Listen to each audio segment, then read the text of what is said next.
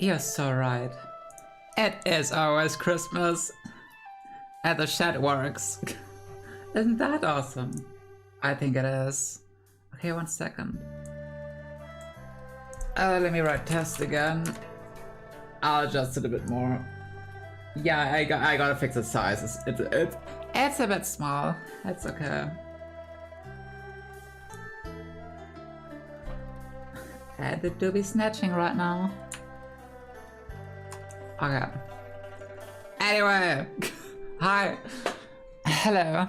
Hello. I'm still very dead. And I cannot sit very well. But I want to finish it today. So... Oh, and I forgot to adjust the mouth. Frick, I knew I forgot something. I had no time. Monday was busy. Tuesday was busy. Visited my cousin. And now we're here. Hey, but I fixed the chat. That's good. Right? I think it is. I think it is. Anyway. Let's get right into it. I want to finish it today. And I'm late as always. Right, last time was... Shang Hang Wang. Yapping stuff. And everyone telling him to shut up. That was great. Let's see how it continues. Cause in the sky. Many have heard its name, yet few know its truth. Am I too big? I might be. That's better.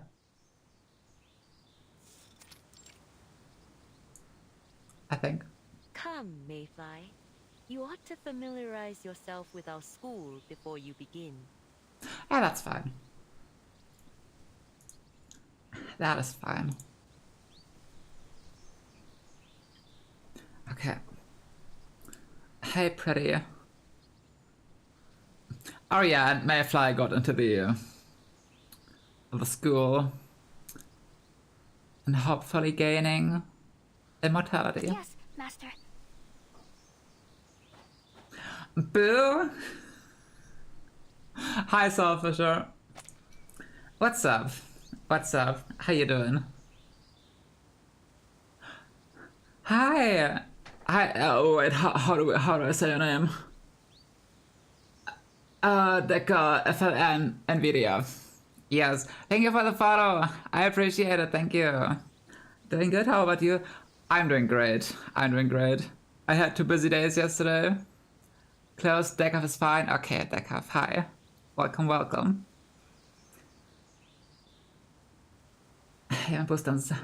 I'm sorry. I just woke up from a nap. Everything is negative right now.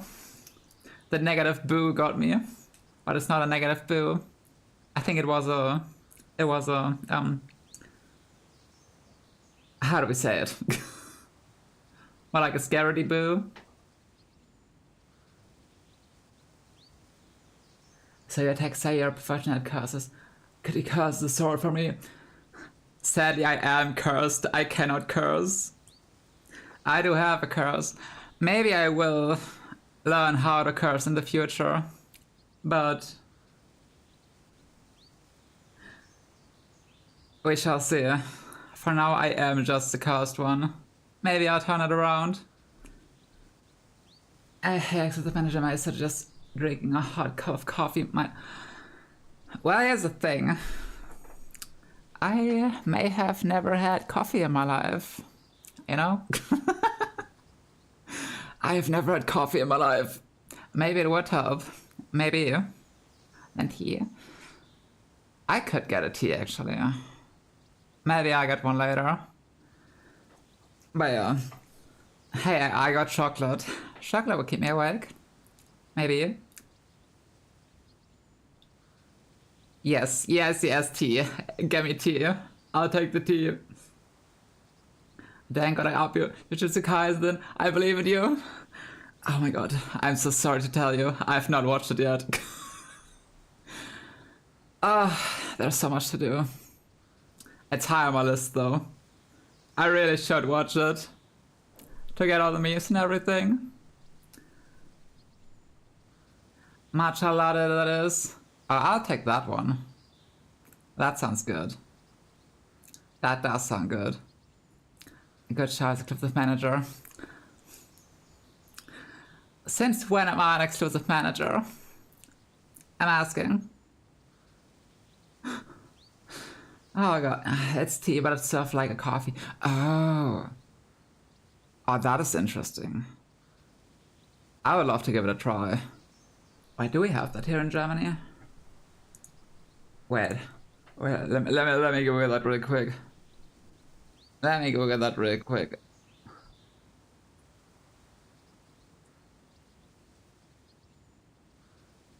We do. Oh, very close by even. Oh, I might give it a try later. Well, not later, but in the near future, once I can. Once I have recovered properly and can walk like a normal person again.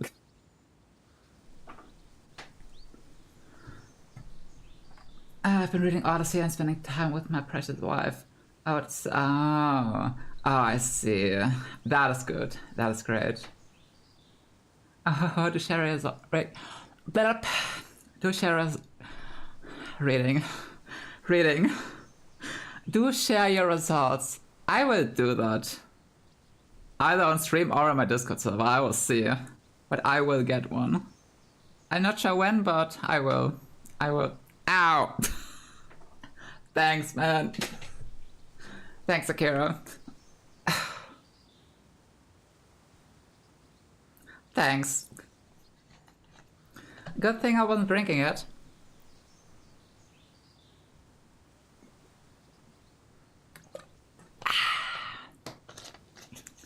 That was a good hydrate.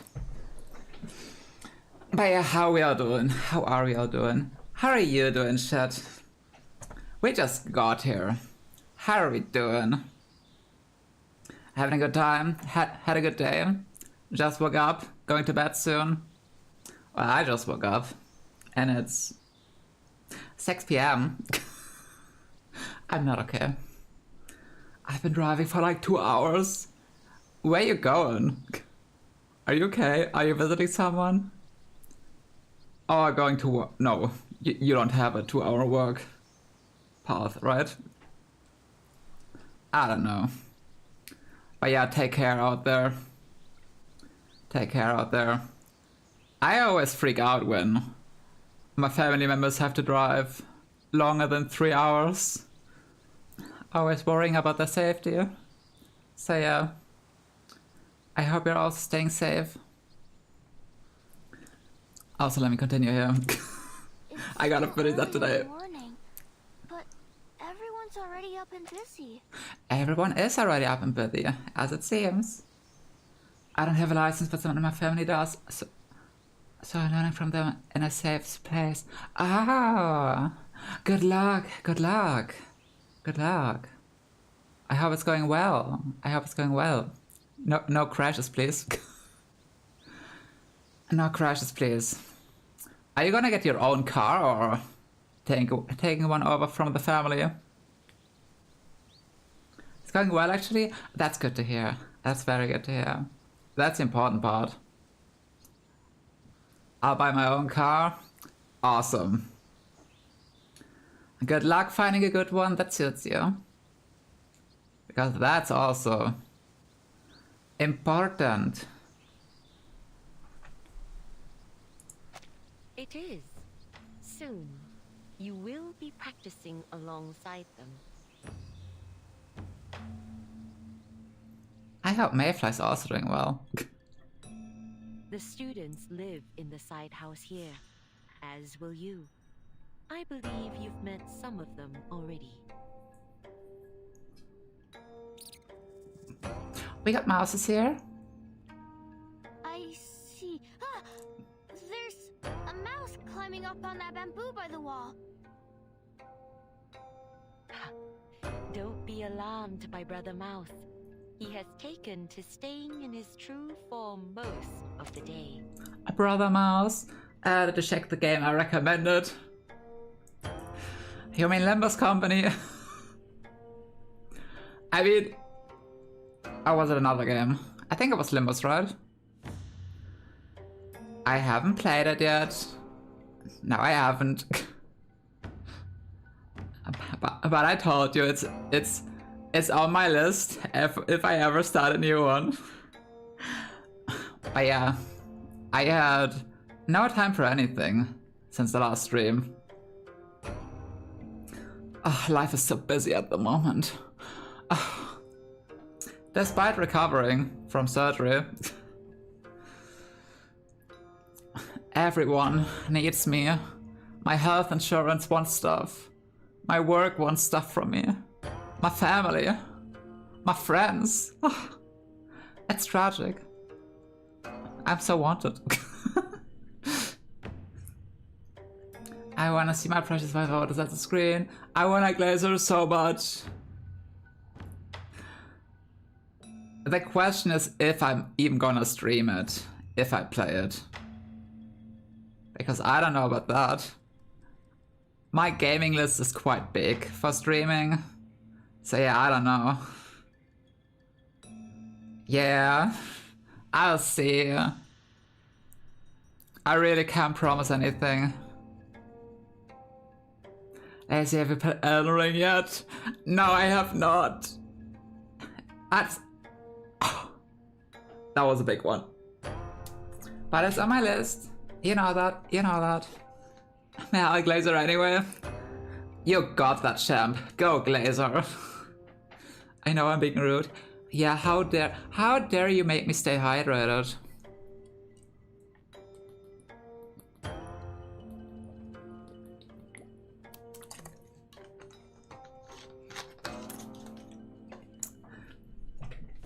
How dare you?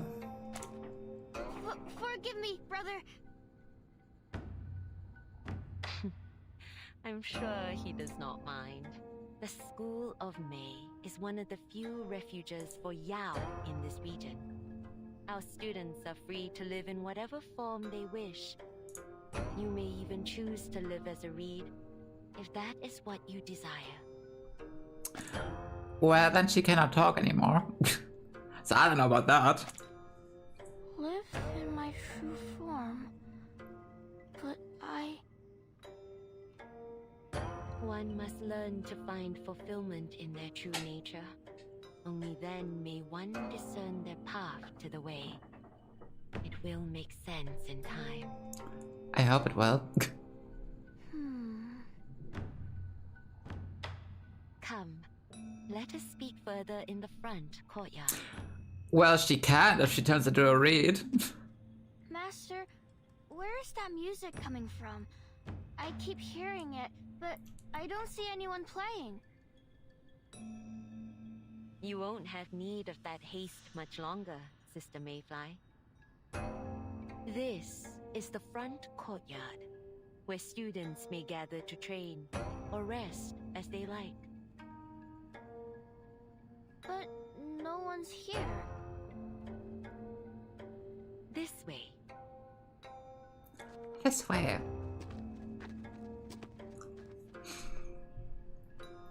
The gardens of this land exert artful concealment. Let me pause here this thing. As it floods further again. Past the moon gate. After a few winding paths, a hidden world opens up to her. Black eaves press down upon wide rooms that enclose a square. The ground is paved with gravel, into which white marble tiles are set, forming a bagua array. I don't know what a bagua is. Let me see. Bagua. Oh, okay. That thing. Interesting.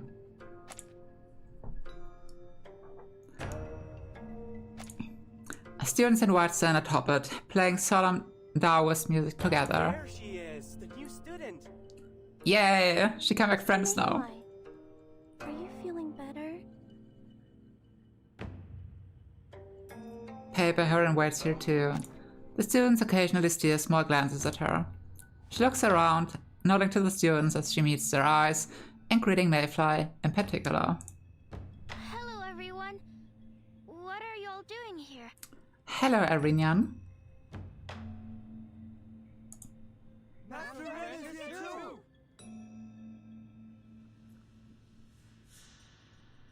She is. We hope you must guide us today.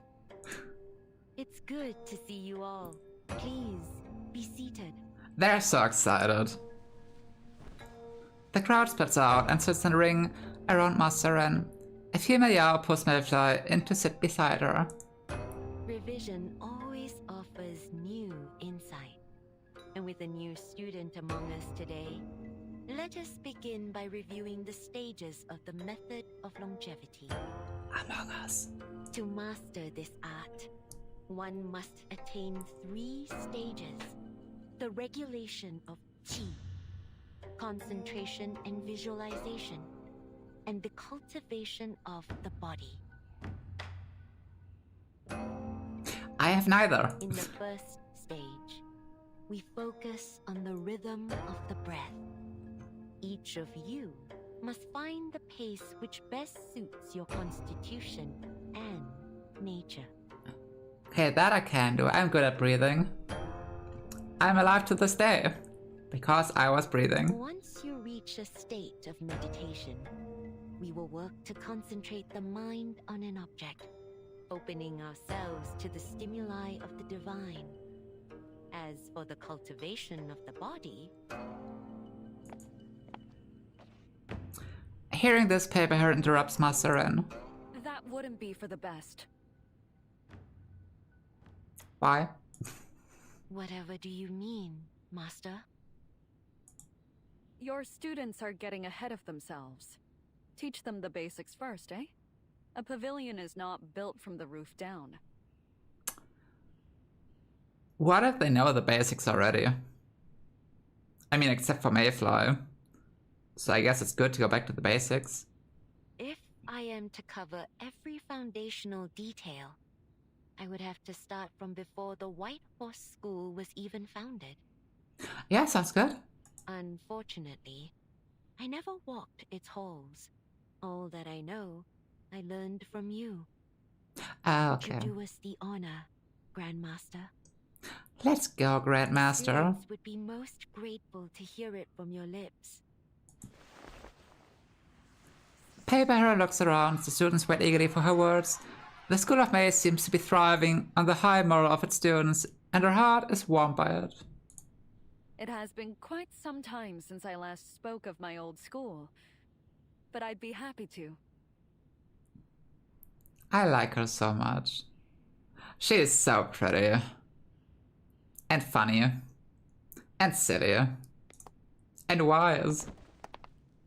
She lifts her heels and leaps gracefully into the ring before launching into her story. The very first attempts at achieving longevity can be traced back to ancient times, but it's enough to start with the founding of the White Horse School, eh?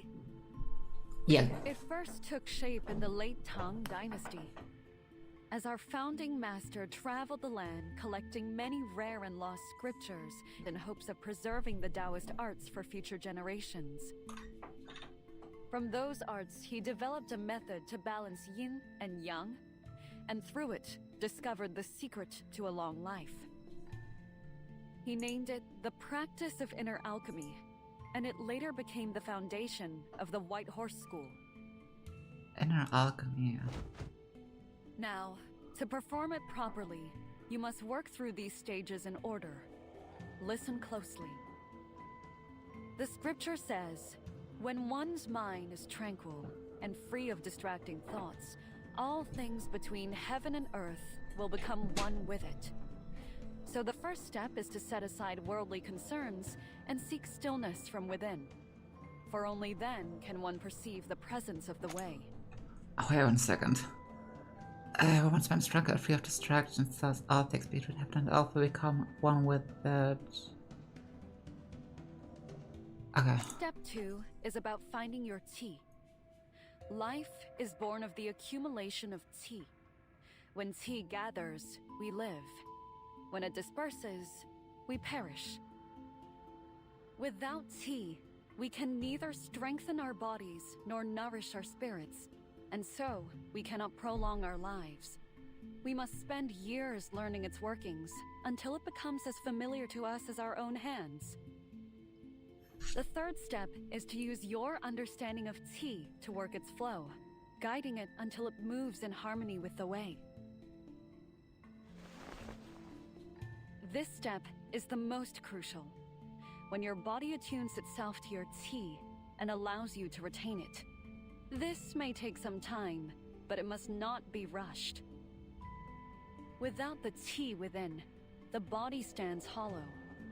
And if hollow, how may life endure in it?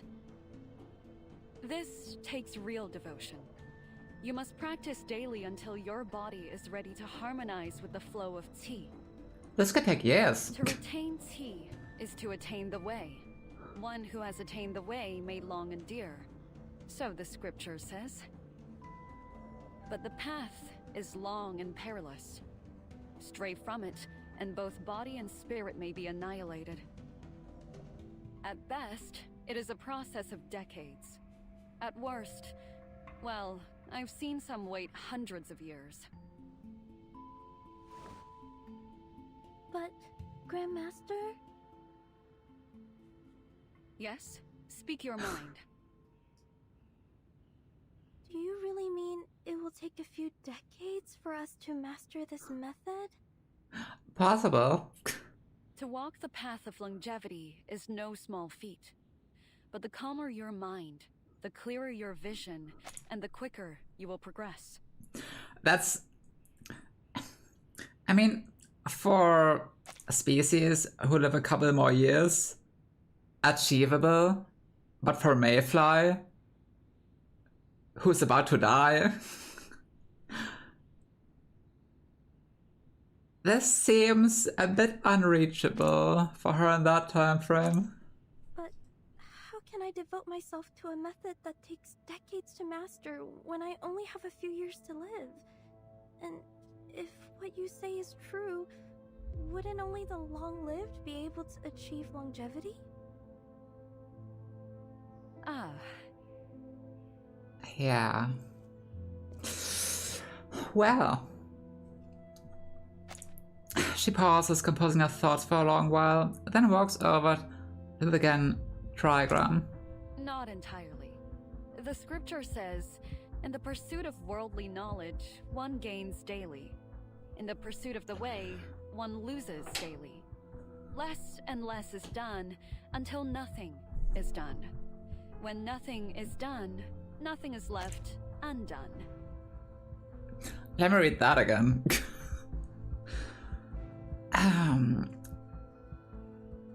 In the pursuit of worldly knowledge, one gains daily. In the pursuit of the way, one loses daily.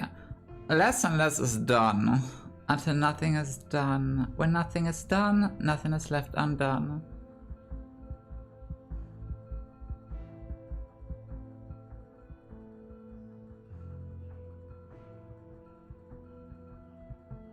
Yeah, sounds about right. Don't get so hung up on the path ahead. Nothing stays fixed forever. Live in the moment, and new opportunities will arise. So, we'll just do nothing at all? Not exactly. It isn't nothing, but rather non-action. We let go of all deliberate effort. Attending to your purposes, doing only that which is yours to do. I'm glad you agree, Akira. I'm glad you agree.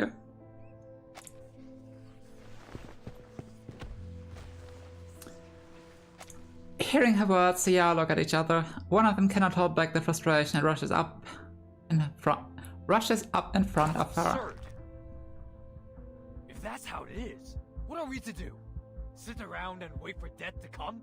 Our lives are much shorter than yours, you know. Now, Brother Badger. The Grandmaster didn't mean...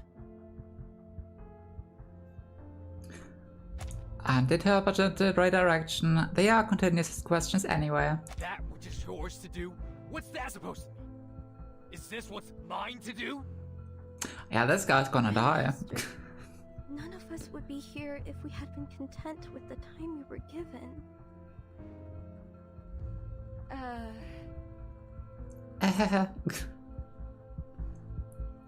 Paper Heron is speechless. She sees now the crux of the issue. They have been led astray from the very beginning. Oh, that's rough. The doubting voices grow louder. The Yao become agitated. Paper Heron stands silent about them, lost. Mayfly struggles in her seat, not knowing who to agree with. All right, everyone. Why, that's what happens when you let the Grandmaster speak. A clear, loud call rings out, like a stone dropped in water. The Yao immediately falls silent. Master. Master Ren walks into the ring and stands beside her teacher. Each of us approaches the way differently, for we are all guided by our own nature. The Grandmaster speaks only from her own experience.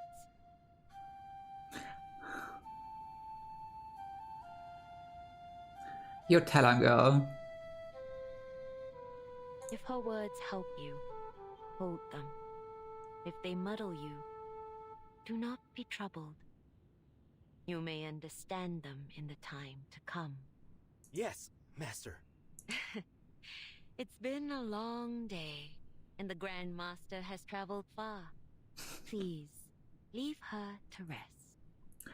Wow, she wasn't done yet. Paper Heron looks at her former student, and then at the calm Yao. With a stiff nod, she resigns herself to a stone stool outside the ring. Ah, she got kicked out. Heron, are you alright? She walks over and sits by Paper Heron. Her serene facade now seems ever so subtly broken. No! Oh, I think she's a bit hurt. Because she thinks she crushed their feelings and hopes. I'm fine. Should have chosen my words Yeah. with more care, though. Well,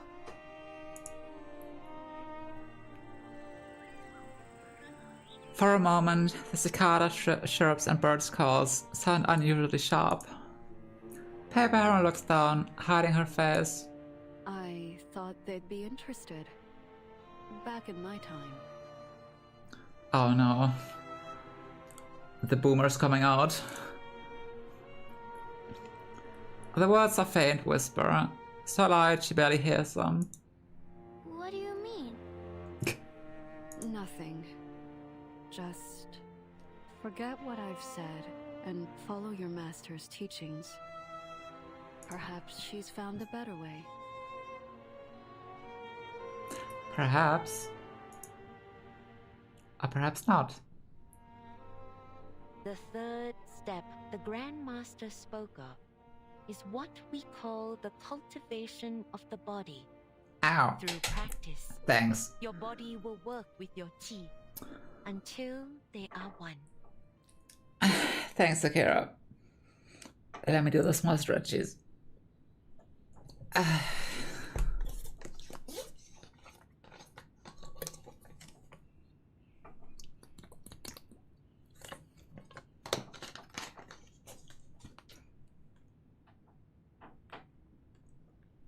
Okay.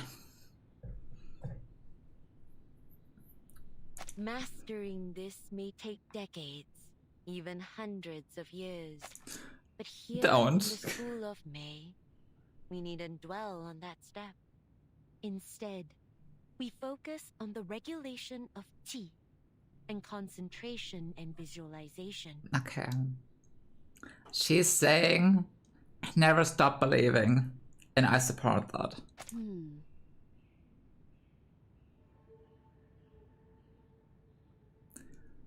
She looks over to Master Ren as she continues her lesson and resolves herself to what must be done. We needn't dwell on that step? She is not happy with that one. You should always gamble, never stop believing. So true. You got that.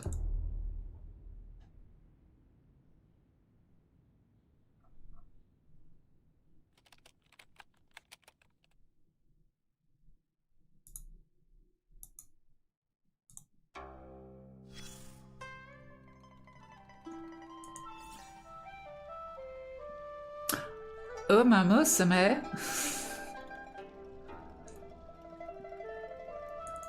Can they stop typing so much? Stop. Please. Thank you.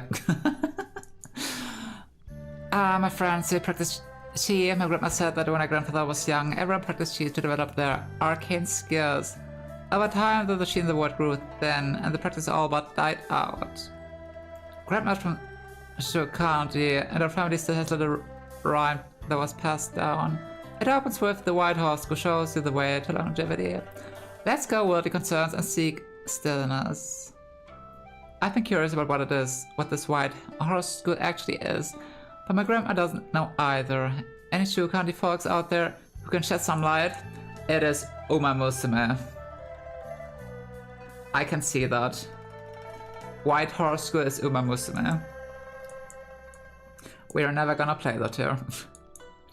I went to the library and did some digging. It looks like the sect dates back to the late Tang Dynasty. Some Song Dynasty records mention that its members practiced inner alchemy and had unique ways to subdue evil beasts.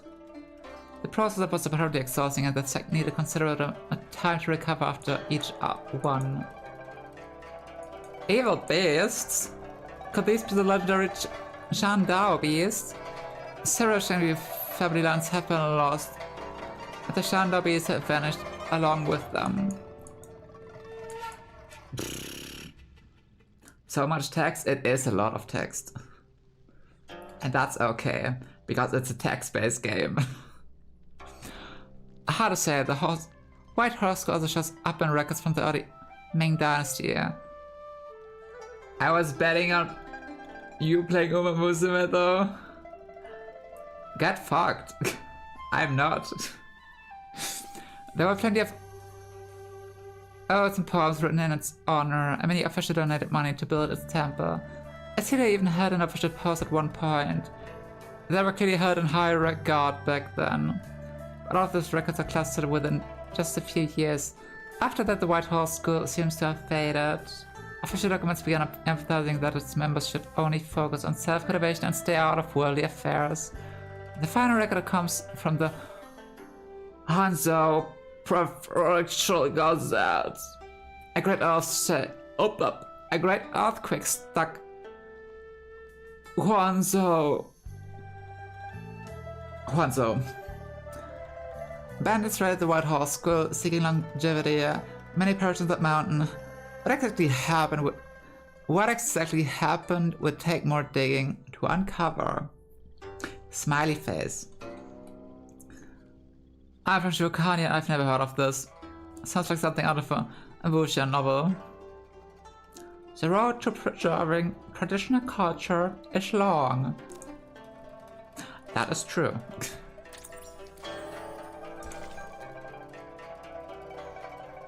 Back to Shanghang Wang. Hi, America. Hello. How you doing? Because we're doing very good here.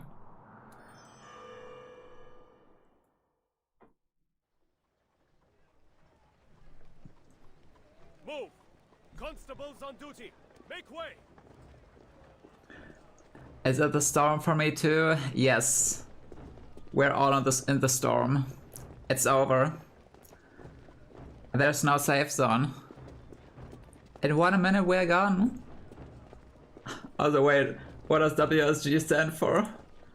My brain is not focusing right now.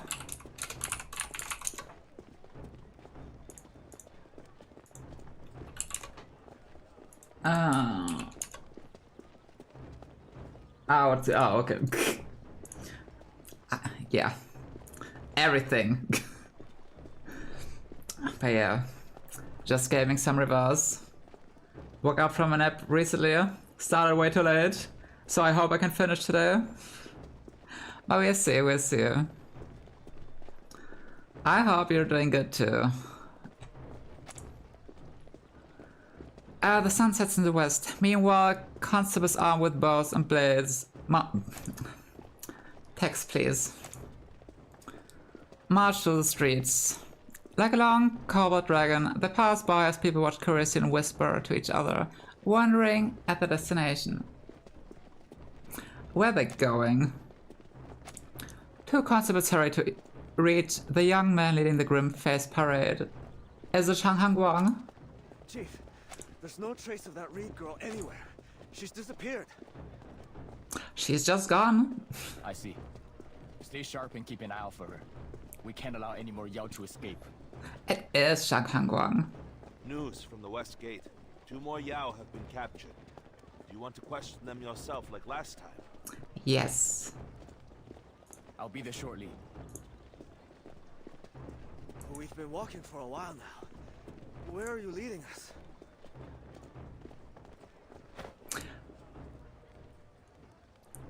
Wherever the path leads us. Tang Wu still wants to speak, but the chief raises his right hand, signaling the marching constables behind to stop. This is it. Where are we? The house before them lies at the street's end. Its doors are tightly shut, but chanting voices escape out through the cracks.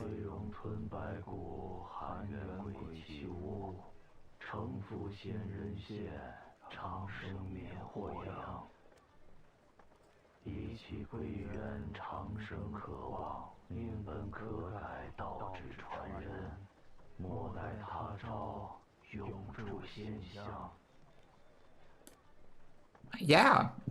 The source was right. Yao are gathering here. Oh no, they got us. Shang Hangguang clenches his fist towards the door, then lifts it in a sharp upward motion. The metalbot falls with a clang. Move in. I'm sorry, yeah, but you don't have the papers to raid us. He draws his blade, throws the door open. The constables pour into a small square courtyard, ringing the reversion bells. Constables, civilians, stay back. Can you just do that? Can you just do that? By whose order are you here? Who gave you the right? Exactly. Who gave you the right? Quite the posture for a wanted suspect. You're all under arrest. Seize them. That's just rude. I'm sorry, Shang Hangguang, but that's a bit impolite. Where's my paper heron? There's my paper heron. Step into the fairy ring. I try to max paper heron today. Once I can spam the final stage. I was holding back because I didn't want to grind the early stages. The feathers will answer. Min-maxing stamina, you know? Big smart, I know. Boom. Good job, queens. This is outrageous! You jumped up toll collector! How dare you lay your hands on us? Ah! What on earth is that noise? That's enough! I said enough! Stop! What are they doing? The bell rings under the eaves. Those inside cover their ears, but no tails grow, and no bark forms to cover their skin. They're not Yao. Wow. The young chief constable struck still, grappling with the unexpected outcome. These people dressed in fine silks are worthy merchants, not Yao. From outside, older while the constables peek in, while the newer, oblivious recruits continue to ring the bells as ordered. Oh no. Stop the bells. Oh, he messed up. The constables stop and Shang Hangguang looks over the crowd before sheathing his blade. I am Chief Constable Cheng. acting on orders to investigate the Yao involved in the Stuta parade. I've been instructed to bring them to justice without delay. The verses you were reciting are identical to those the Yao chanted at the parade. If I am mistaken, I humbly ask for forgiveness in advance. You messed up, my boy. Can you believe this petulant boy? He thought we were Yao gathering for some evil ritual. Watch yourself, Chief Constable. Slandering a respected merchant like myself could get you in serious trouble. All are equal before the law. I only act in accordance with it. I asked your presence at the Yamen. So please, gentlemen, come with us. Oh, he's not backing Should you down. be proven innocent, I will offer my deepest apologies. Do you know who you're speaking to, boy? I won't leave this house unless your superior comes and explains everything in person. Oof. Oof. Oof. The elf is heavy as lead. As the constables look at each other, no one daring to speak. For a moment, they sense the fears as if it might go on forever, until the tension is at last cut by a voice from outside. Gentlemen, I'm afraid there's been a misunderstanding. Misunderstanding? Sir?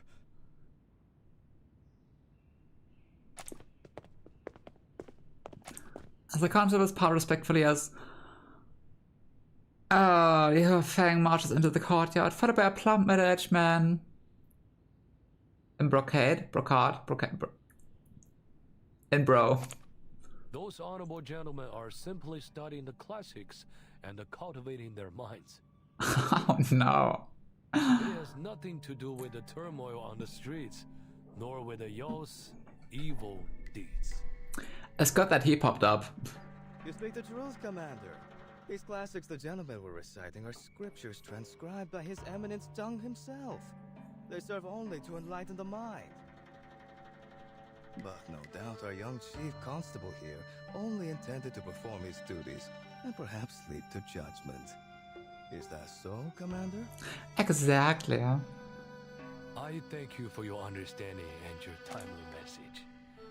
Else, this could have been an even greater humiliation. He Guang, apologize to the honorable gentleman.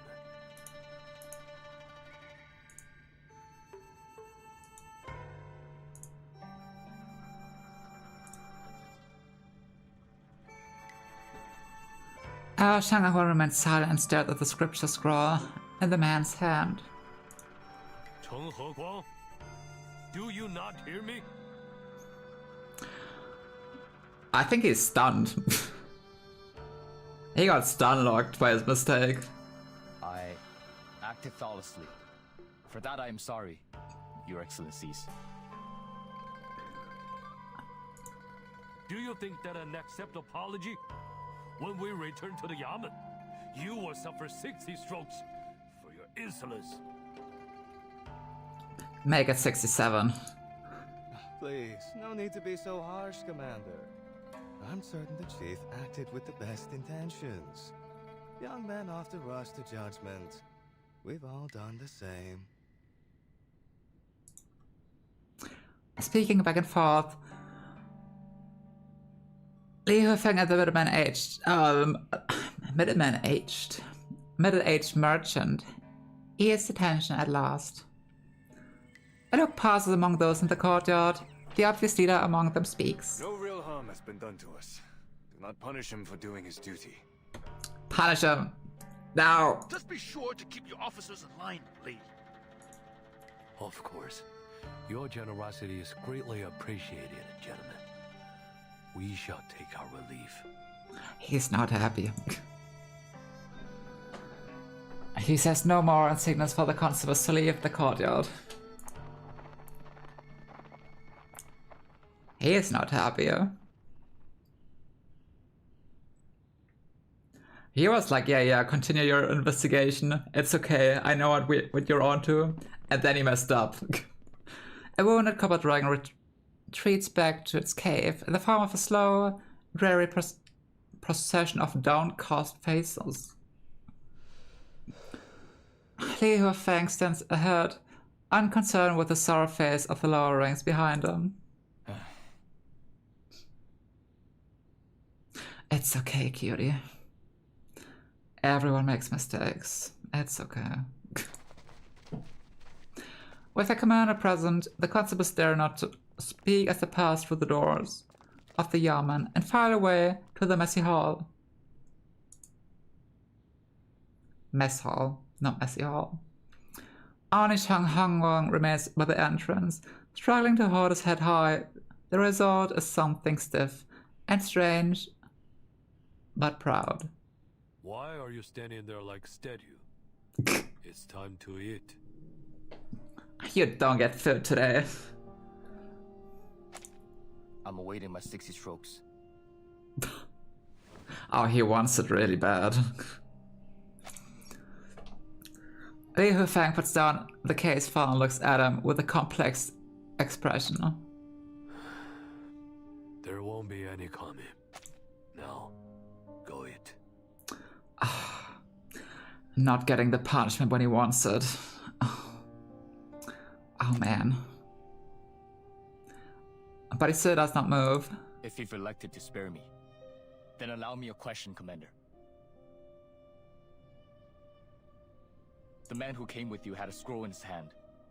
Where did it come from? There's a Bagua array on it, formed by a Mage tree and a Jade sword. Hogwa, if I spare you the punishment, you ought to at least do me the courtesy of sparing me the questions. Then I would rather take the punishment. Damn. He really wants it. Do you really have no inkling of who you offended tonight? I do not. The Chen family, respected gentry with 3 imperial scholars in only few decades. Lord Lu, a core leader. His family have served in the military for generations. And the Lees, I needn't remind you who they are. I am the son of bandits. I don't know any of these High Lords. Now you know. Oh, his family were bandits. Oh. Yeah, okay, that's why people look down on him. I mean, that doesn't make him a bandit, but still. Li Hufeng looks away and reads from the case file. The man with the scroll, is he of noble birth too? He does not receive an answer. Am I right to assume that you've kept me from investigating the school of Mei? Not because you feared it might alarm them, but because you're aware of the school's prestigious background? Though disappointed, but do not break his commander's grim silence. You know they're responsible for the turmoil in the county, yet you permit these men to walk free, allowing the common Yao to take the fall. Enough!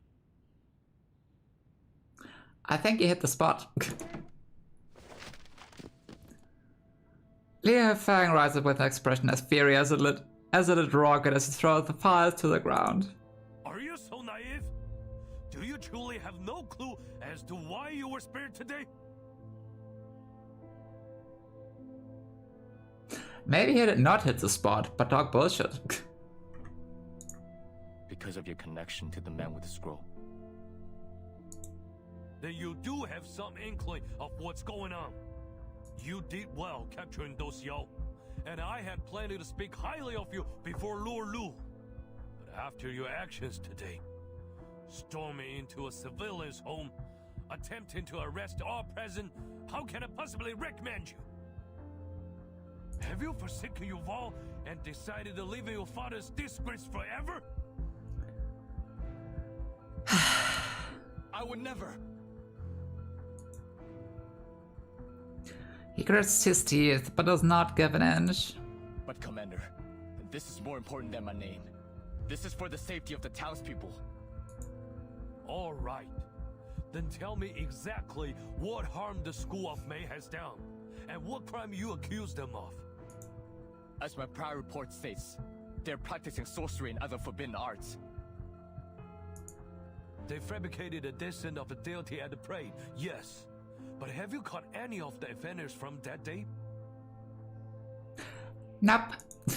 Not yet. And has any member of the school actually committed a crime?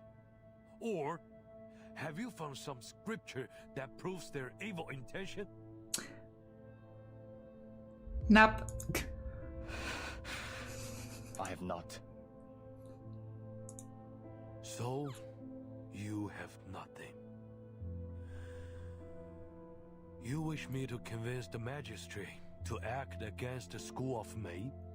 Risking the anger of officials and high lords based on nothing? Hmm?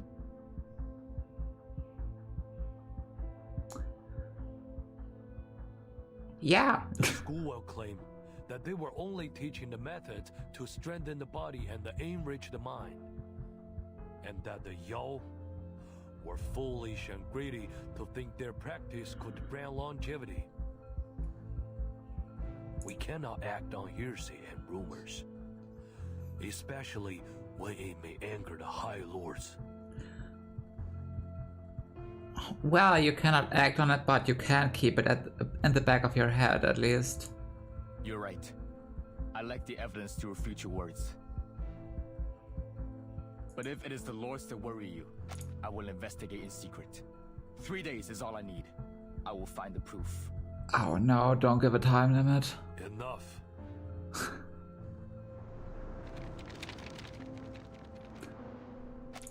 Another cold blast of wind sweeps through the hall, rustling the papers on his desk. Li Hufeng uses the paper. Your men are to be placed under the Captain Zhang. Li uses the paperweight to smooth the files and sits back into his chair. Go now. Get some rest. Why? I've done nothing wrong. I think we have just discussed that you did something wrong. But it's okay. You got this, my boy. Then you've not listened Yep. to what I've said. What a guy. The water in the pot boils, the lid rattles, the steam whistles, and Li Hufeng pays no attention. Steam fills Shang Hangwang's side. The pot at last boils over. Commander! Must the people's blood be spilled before we act? Wow.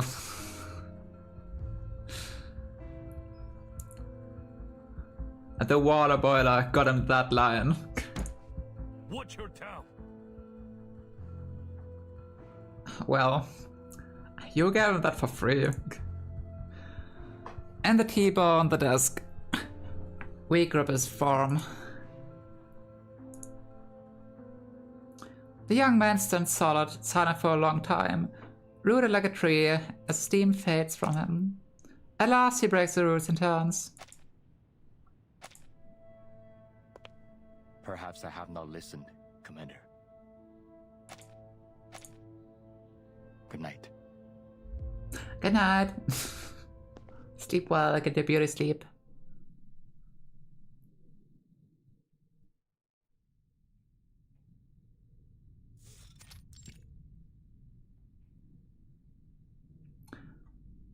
The cool moon shines like a lantern over a dark lake. Shang Hangwang puts down a book and rubs his tired neck. It's getting late. He lights a blackened torch with a candle, holding the light as he steps into the dark. Zhongni said, one of virtue follows the course of the mean. One of cunning turns from it. Following the mean, the virtuous acts in due measure. Turning from the mean, the cunning moves without restraint.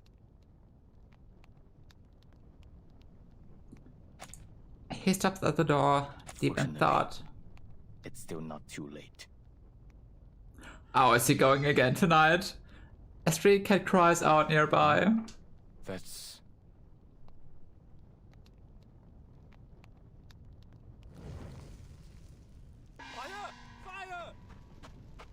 Fire?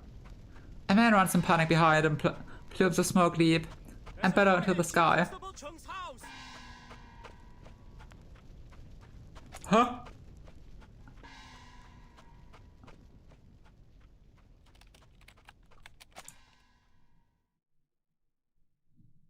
Damn! They put his house on fire. Well, maybe not they, but who?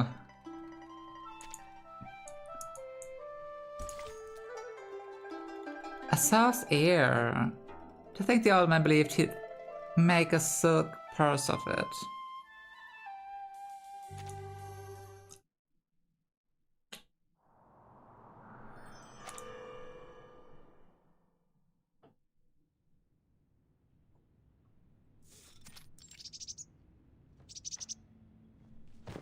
Inside the room, a few Gao gather around Mayfly, helping trim the fresh herbs she picked from the mountains. Now that you know the path, you can go up the hill at your leisure and gather the elixir ingredients yourself. Yay! A little walk in the forest will do you good. Thank you. I know the elixir helps with the practice, but isn't it a little unsettling harvesting these herbs like this? Why? What's the matter? They're only plants, too young to form any spirit yet. It's not as if you're cutting down one of your own. Oh. Mayfly. Oh, I mean, Sister Mayfly. I thought that I should come check on you, see how you're getting on. Look at that. Someone finally discovered the door. Though not much of a knocker, are you? Like Verton. Just like Verton. Grandmaster.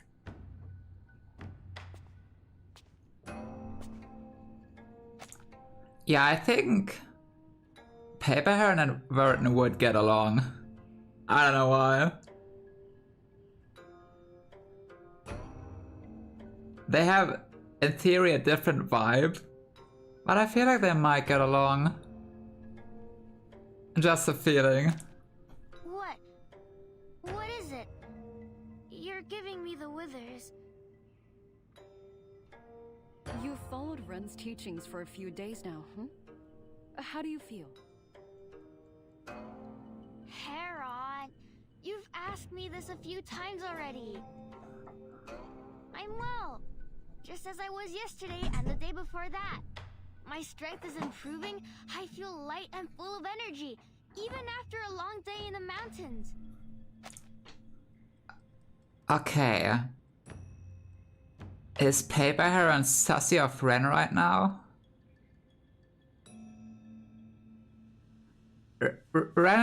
Master Ren is not gonna be the final boss here, right?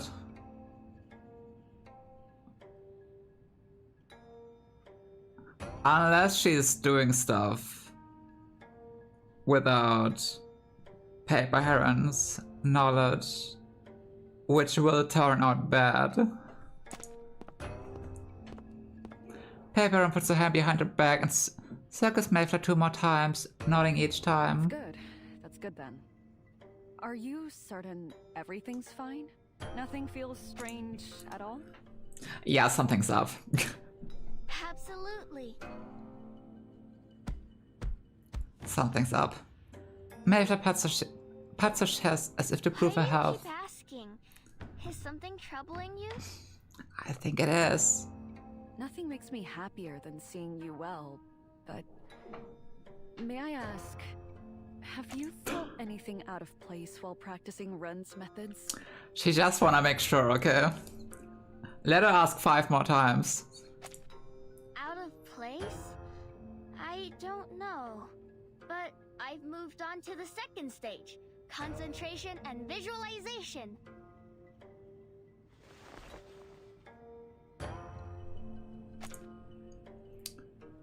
What if Master Ren is a baddie? makes them train in a way that she can yoink their life energy to stay alive. That'd be funny, wouldn't it? Master Ren said to meditate, I must sit in silence, concentrating my mind on an object and visualizing the inner deities until I find their presence. With consistent practice, the path to longevity will reveal itself. That May tree nearby really is an ideal object to focus on. It seems to have been there for over 1,000 years. Maybe it really does have a connection to the spiritual world. Maybe. Are those her words? Her exact words. I meditate about that tree day and night. I even see it in my dreams sometimes. Am I right?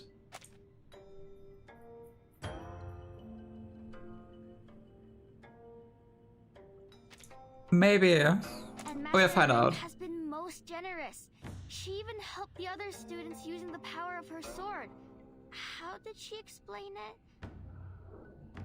Something like using the sword to clear the blockage in their body, freeing the flow of chi, so they can advance more quickly with their training.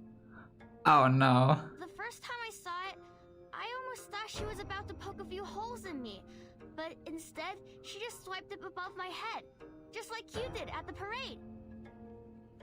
I even asked Brother Yam to teach me something from the third stage. You should see how well I can do it already. Oh no. Posture 1. Breathe in the lungs. Face north. Feet spread as wide as the shoulders. She chants the words and shows Paper Heron what she has learned. Master Ren told us that we must cultivate our bodies to align with the movement of chi. Only then can our mortal flesh be prepared for longevity. She said the cultivation would take about 2 months. 2 months? Those were her words? That's right. Hearing Mayfly's words, Paper Heron's face changes. A hint of sternness cuts across her brow.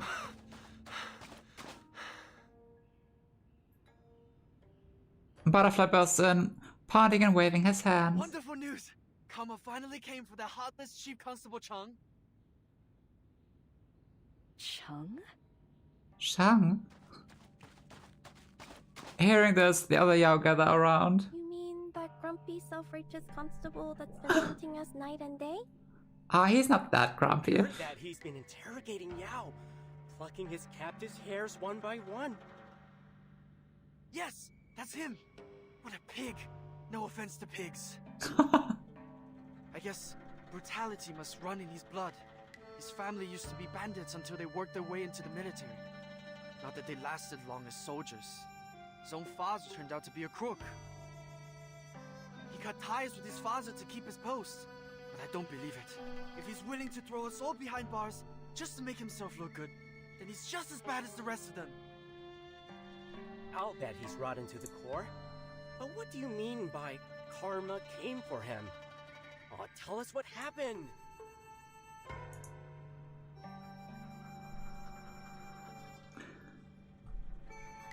Butterfly seizes the moment with excitement as he proceeds to describe the fire at the Chief's Constable's home. Isn't that the man we met at the gate? Yeah, it is. I believe so. Her response is quick and muted, intending not to interrupt the calm of the owl. I just Clamor. don't understand why he hates us so much. We haven't hurt anyone. We just want to spread the method of longevity. Hardly a surprise. Those with long lives seldom care for the short-lived. The word brings a harsh chill to the air as the other Yao look at each other and then to Paper Heron. Dog, the Grandmaster is still here.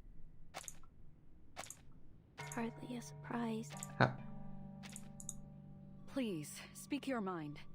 It is every creature's right. Hedgehog, the Grandmaster is still here. Hedgehog!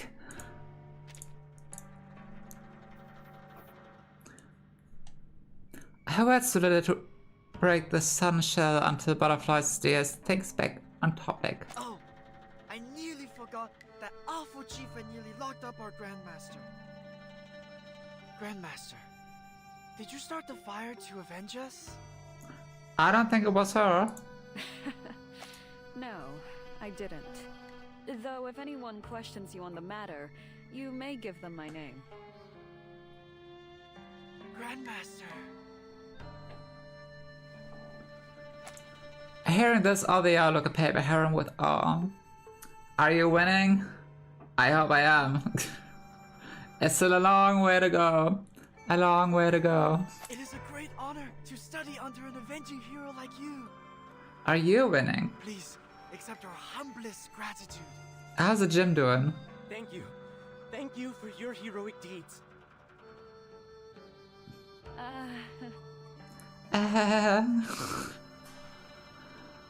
The undeserved praise lands somewhere between funny and vexing, yet she can't help but realize the situation is growing beyond her control. Grandmaster has taken our interest to heart, and we must repay her with our greatest effort. We must achieve longevity and spread the school's name. Achieve longevity! Spread the school's name! Hell yeah! The room has become a hubbub of cheers and excitement, but Mayflower does not seem to be participating. She stares up blankly, spots dancing in her vision, like fireflies at dusk. What's going on? I knew something is wrong. Mayfly? Are you alright?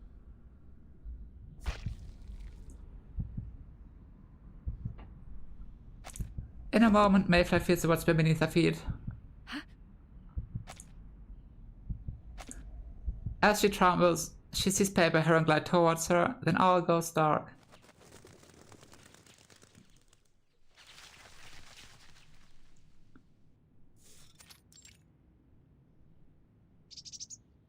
The next day's sun rises as usual, but the Army Constables have a new topic to discuss.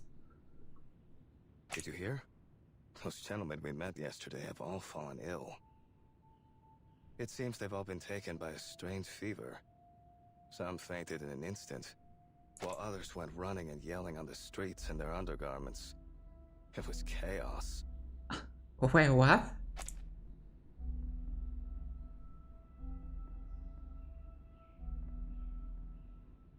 Those gentlemen we met yesterday. The chief was right. Whatever they were doing must have been dangerous. What happened? But I heard they hired a Taoist who cured them with nothing but water and a pinch of talisman ashes. Well, that was easy. Shame the chief wasn't so lucky. To think a man could lose his home simply for doing his duty. Well, we don't know what caused the fire, do we?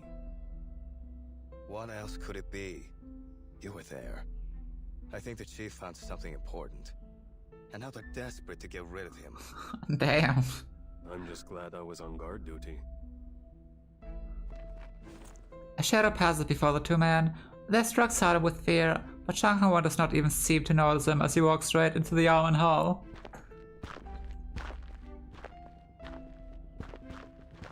From his high seat, Li Hufang looks at a plague on the wall. He Guang, I understand it was your house that caught the fire last night. Who did it?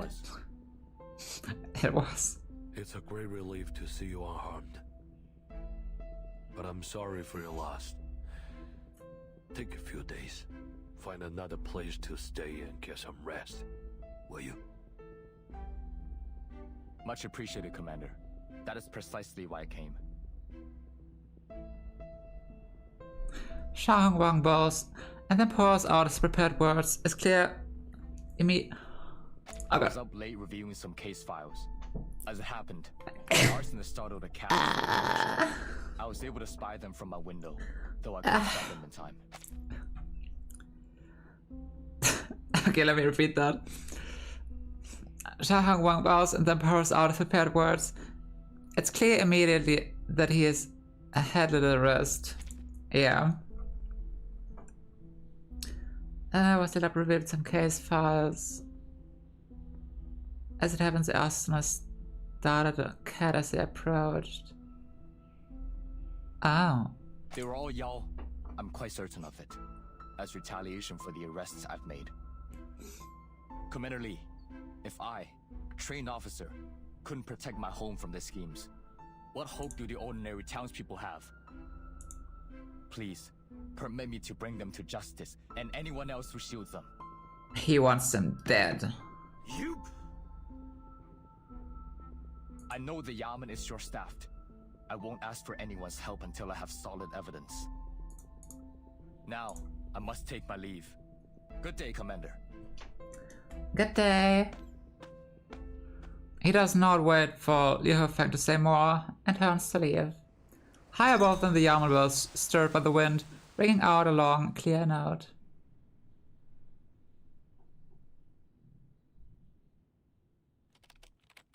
To be continued. Well, that escalated fast. His house burned down. People fell ill. Mayfly? I'm not sure what happened there.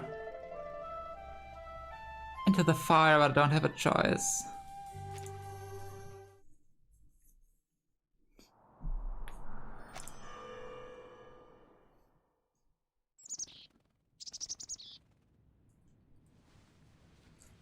After breakfast, several Yao gather around Mayfly's bed. Mayfly? You were out for a whole day. Brother Yam told me you were unwell, so I brought some sweet cakes. I thought you might want something to eat after your fall. Oh, thank you. There, asleep, Mayfly responds in a weak voice. Me again. Yay, Paper Heron! Replenish your tea. Don't worry, I checked. All cut from plants. No Yao were harmed. 1 second. I gotta sit a bit better. Oh no. No, my cable. Okay.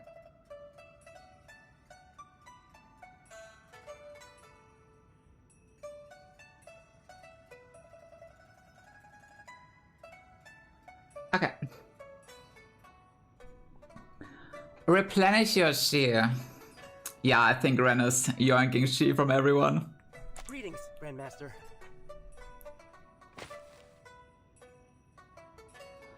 They greet her enthusiastically.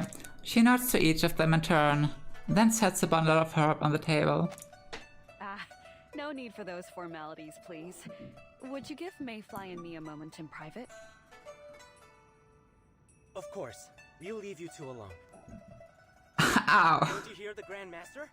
Come on, let's go. Thanks, Akira. They nudge each other out of the room. Before long, only Paper Heron and Mayfly remain. Paper Heron?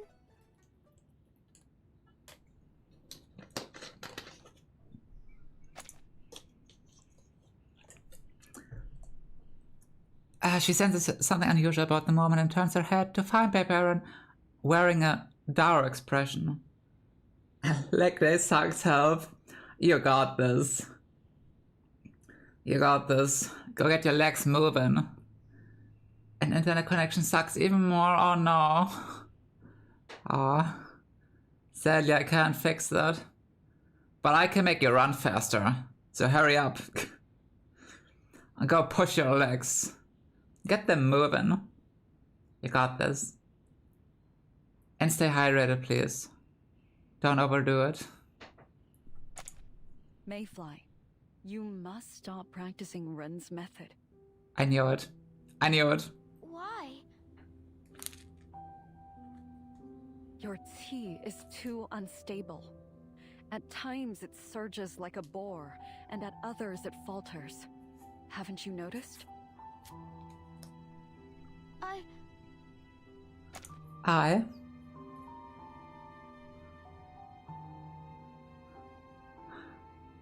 The courier bunch? Exactly. That's exactly my expression. Yes. You know I'm right, don't you? Your fall before was a warning. Your tea is in decline. Yeah, I had a feeling that's gonna happen. But I felt so much more energetic lately. Even my mind feels clearer than before. Ah, small stretches. I have just stretched. What do you mean? You gotta run. I won't run. No. You go run. You got this. You can carry me. Run while carrying me. That's good, Lecter. Right? Yes. You have learned a great deal about how to control your tea. You'd be in great shape if that were all you were practicing.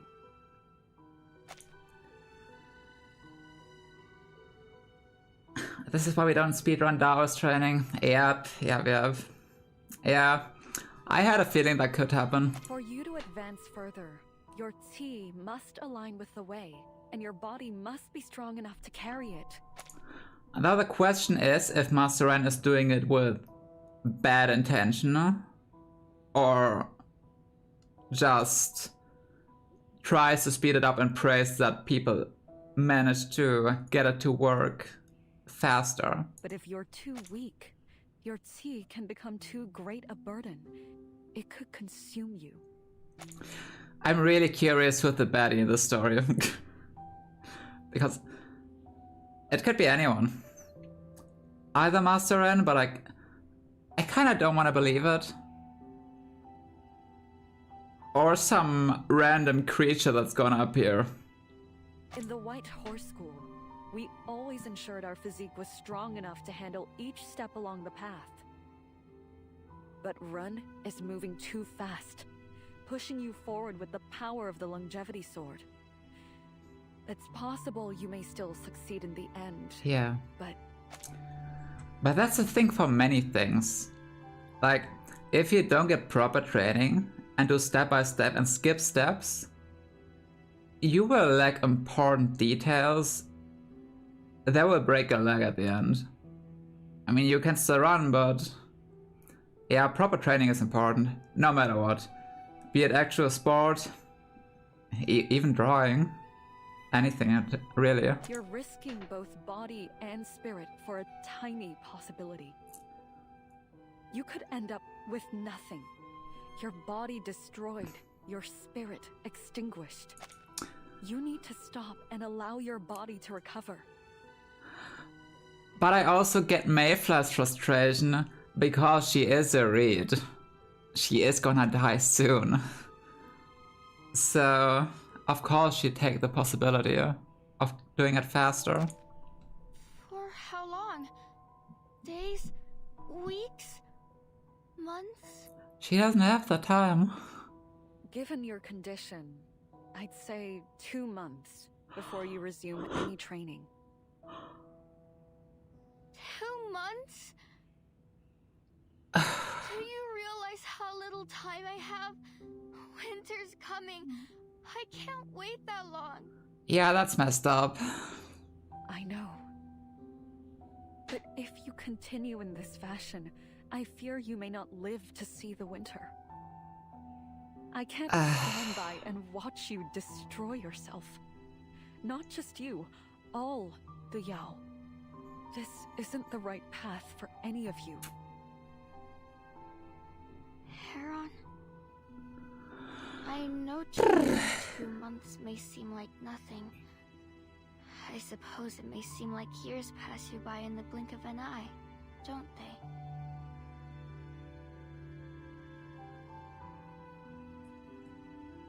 Paper Heron gazes at the girl, propped halfway up in bed. Her lips tremble faintly before she finally speaks. It's not quite as fleeting as a blink of an eye. What would you do over the course of a year? I wander the roads on your mule, through cloud-covered mountains, across gentle streams beneath fragrant blooming peach trees. And when the year ends, you'd go to Huanzhou for the temple fair, feeling the warmth of the flames dancing against your face, savoring the floral sweetness of sticky rice cakes. Oh, I want one. next year, you'll travel further still to see snow-covered plains, brush the fur of a moose, taste wine so strong that it burned your throat. You never worry about the days you spend on the road, or whether you have enough time to experience all the world has to offer. Poor baby. The words sang bitterly on her lips, soon accompanied by wet tears flowing down her face. Oh. I won't live a full cycle of seasons. Oh my god. I feel so bad for her. Why do you have to be a reed? Couldn't you have picked something better? 1 drop, 2 drops, 3 drops. The bedding covering her ground, then with a steady flow of tears. Paper Heron can do nothing to stem the flow, so she simply waits, watching her friend in tender silence. To you, a day, a month, a year, it means nothing. But for y'all like me, a year is a lifetime. Our only lifetime. I want to live even just a little longer, to see more, feel more. I can't allow myself to waste even a moment. Graveyard strikes again. The fears, yeah. It's just so sad. Having such a short lifetime, and then being told you probably don't even have the time to get what you want. It's brutal. In 1,000 years, my name could still be carved on that stone. But I won't live to know if it's there next spring. So, why must you stop me?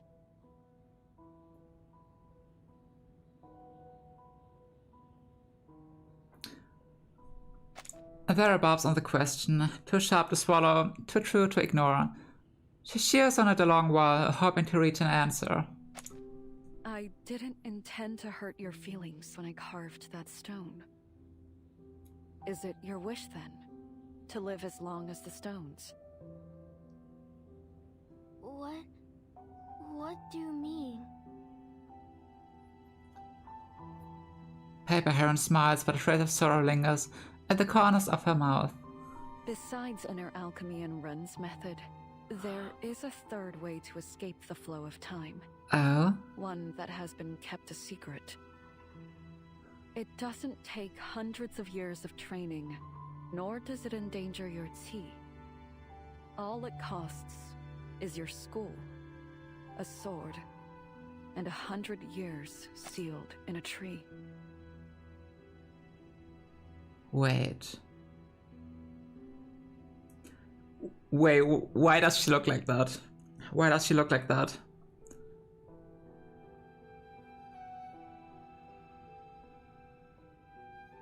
And that's not what happened to her, is it?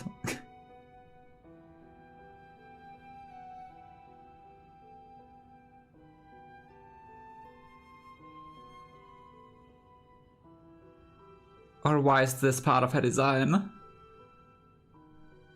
When the seal breaks, all you once knew will be gone. Friends and enemies alike. You will no longer laugh, nor hate. And your senses will dull. It did happen to her. Her senses are dull. Sweet or sour, salt or spice. Oh no! It will all taste the same. Oh no! People will cheer at the blazing fire flowers. Yet to you, the flames will be as mild as a passing breeze. Their excitement like a language you no longer understand. Your memories will stay. You'll always recall how the morning mist felt on your face, the crispness of spring water as it flowed through your fingers. But you will never feel them again. Oh my gosh. You will become like a stone. Is that what you want? You're my favorite stone. Is that how the world feels to you?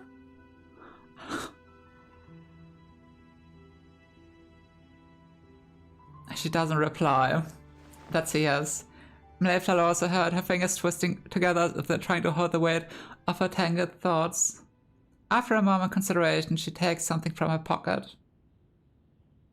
It's the amulet that was traveled by her and repaired by Paper Heron. But Heron, you've already shown me a way.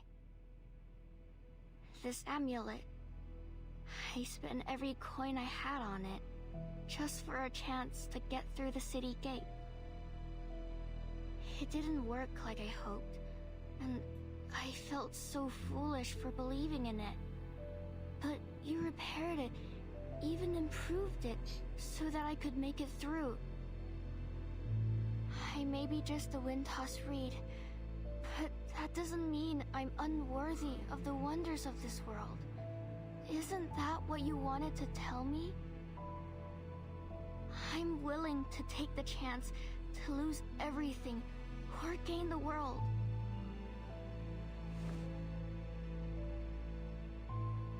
You once said that fate presents an opportunity to every one of us. You've had yours, and I need to take mine. You mean that you want to follow Run's method no matter the danger? Yes.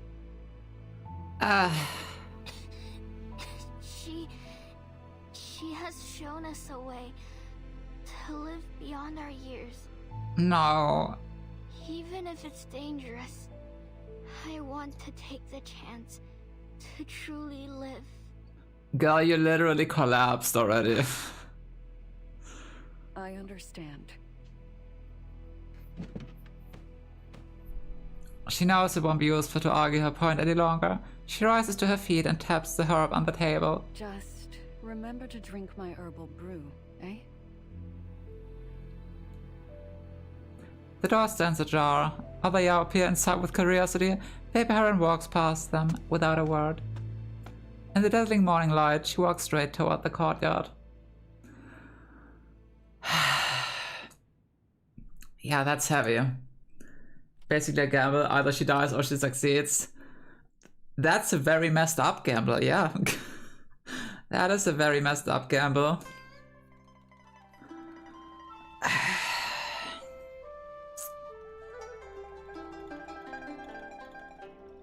Her not being a 5-star is telling me the worst.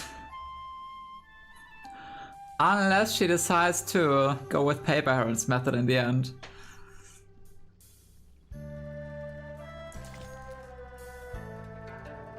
But we'll see. We'll see. That sucks. To heaven, not just longevity, but immortality. Yeah. Yeah.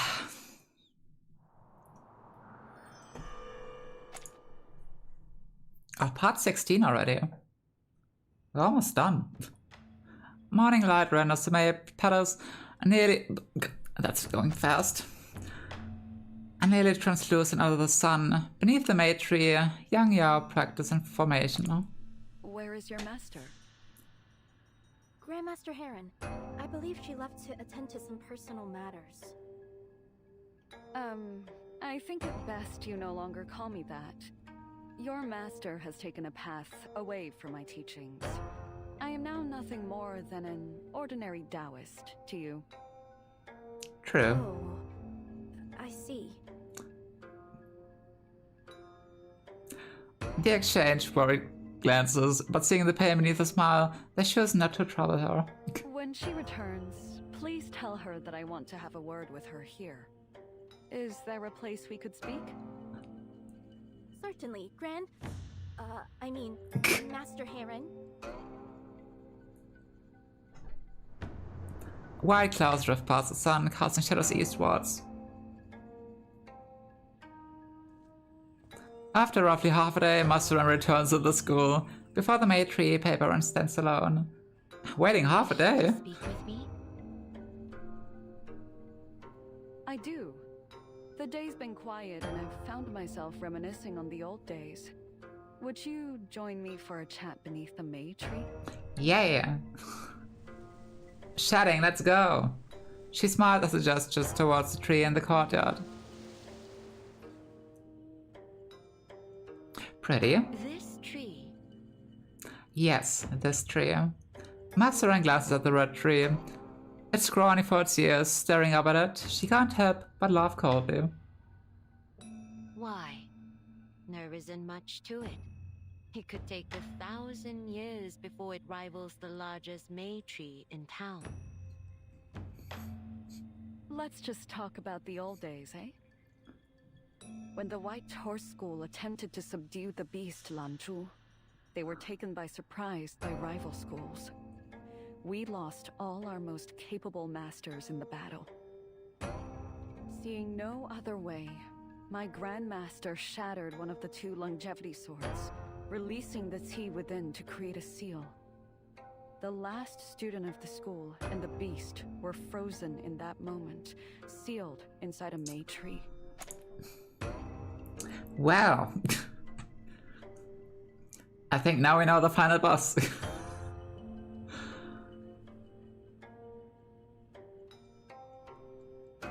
The last one of them is cool and the beasts were frozen at that moment. Okay, so she and the beast are sealed. Yeah, I think they'll break the seal. I think they'll break the seal. 100 years later, the painted skin Yao faced her celestial tribulation under the same tree. Lightning struck both her and the tree, and the seal was broken. Oh, wait.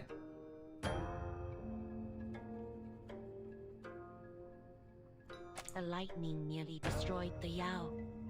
The White Horse student, freed from the seal and surprised by such a turn of fate, saved the dying Yao and taught her the Taoist arts.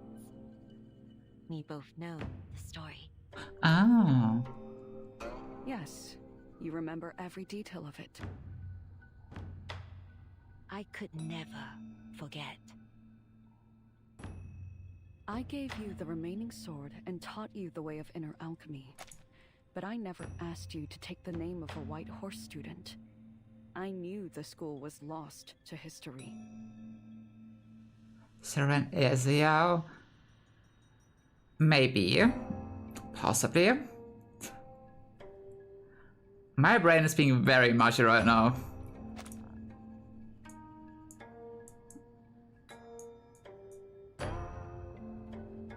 So wait, give me a second again. I wanna read that again.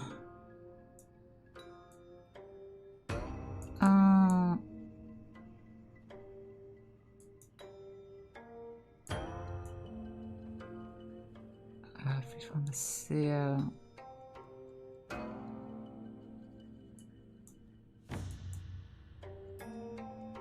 Yeah, I guess.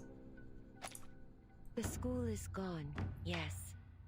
But their duty to control the Xian Dao beast was unfinished. What's the purpose of this, Heron? What if she's the beast? She shakes her head, gazing out in the distance towards another giant May tree far beyond their side, a sister of the school's own centerpiece. What is your purpose, Ren? You told your students to channel their tea into the May tree. Why? I knew something's up with that. I knew it. Her old student looks at her and simply laughs. So you found out about that? I'm not easily fooled. Master Ren lets the words roll over her as she settles herself at the stone table, beneath the tree's shadow. I know you disagree with my methods, but whether you agree or not, this is what is best for the students.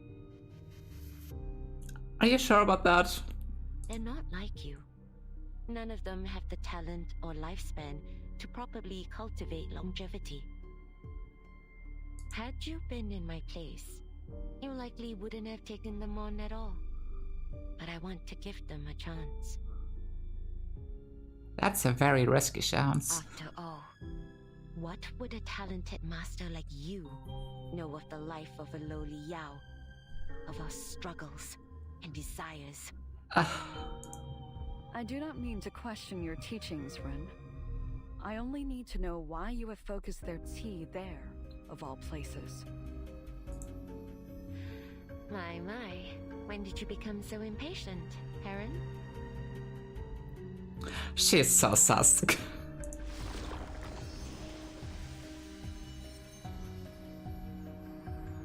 Sword.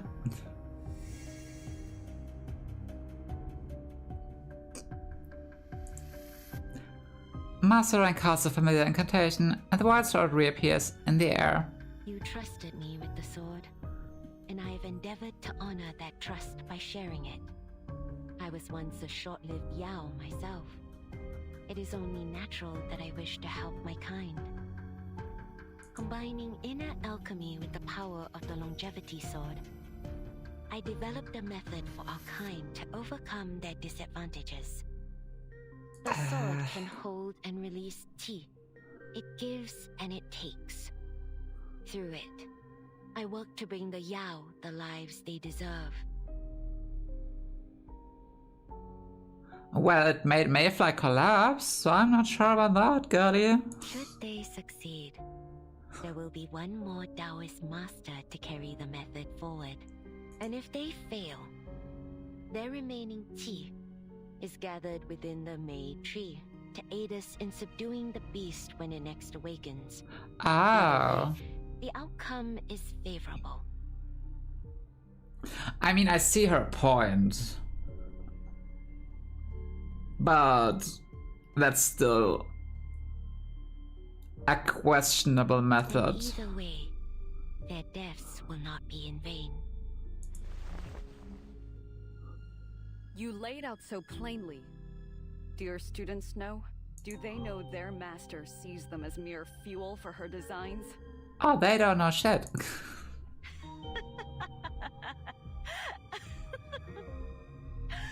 Does it matter? Each one of them knows longevity comes at a price. Now I'm not even sure if she is the baddie or the beast is the baddie. Do you think any of them would have joined me if they were not willing to risk their lives? We call that false advertisement. Does any price we pay matter?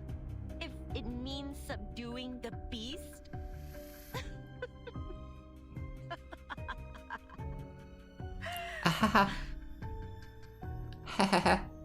Huh. She laughs again, but there is no joy in it. Paper Heron turns her head away. No matter the cost, I said.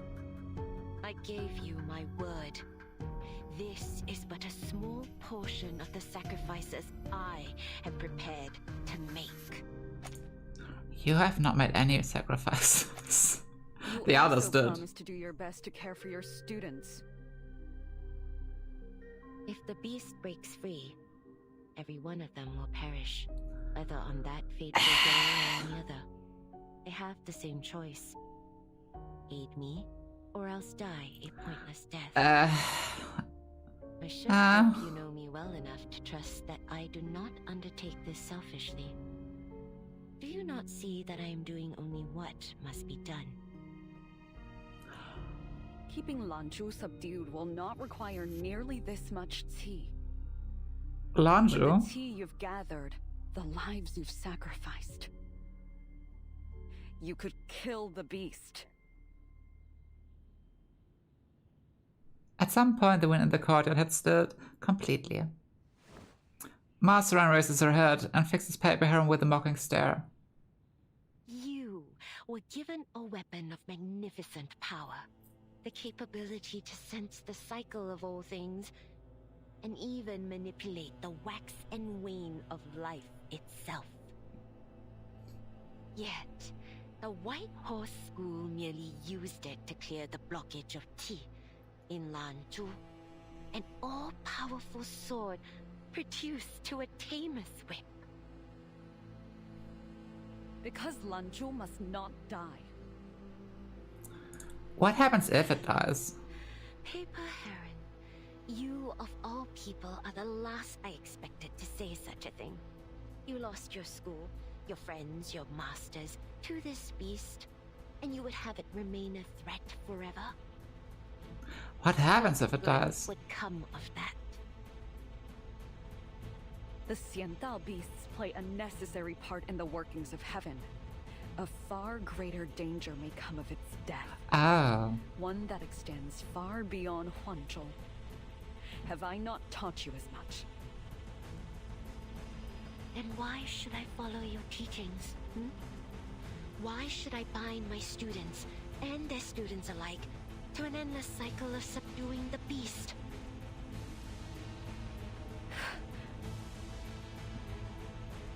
Humans have a strange attachment to their legacies. But to be Yao is to be defined by one short life. I intend to make mine echo through the ages. Lan Zhu will perish, and the cycle will end. And all for a small price. A small price? The death of so many Yao? No more endless duties passed from hand to hand. No more deaths in service of legacy. Our school will never suffer as yours did. As for me, I will share the power released from the dead beast with my students. And together, we will ascend to immortality. If that works. She takes a deep breath as she opens her eyes again. Her voice is cold as winter. This goes against the way. It isn't natural. Well, that is true. But paper hair and cutie. Your immortality also is natural. So, What does it mean for a thing to be natural? Would it not have been natural for you to let me die under that May tree?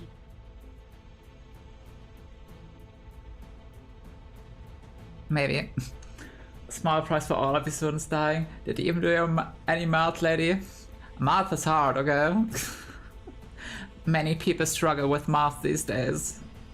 It's not that simple. But you didn't. My very life is proof that the way can be defied. Yeah, but should it be defined? There is risk in diverting the cycles of heaven. But how much greater are the rewards? Well, that is hard to say. There is risk. I take it gladly. I will slay the beast and free Huanzhou and its people from its threat. Then I will ascend. And if you fail, what will happen to the people? They all die. I won't fail. Oh, never say that. Silence follows, broken by the returning wind as it rustles the maize tree's branches. Master Ren doesn't betray a hint of doubt, but a former master replies comes like a sharp cut. Your pride has blinded you. Damn. Suddenly, arcane light flashes before Master Ren's eyes. Oof. Oh, combat, wow. Are you really the same woman I called Master? All I have done is speak honestly, yet you answer with a lethal strike.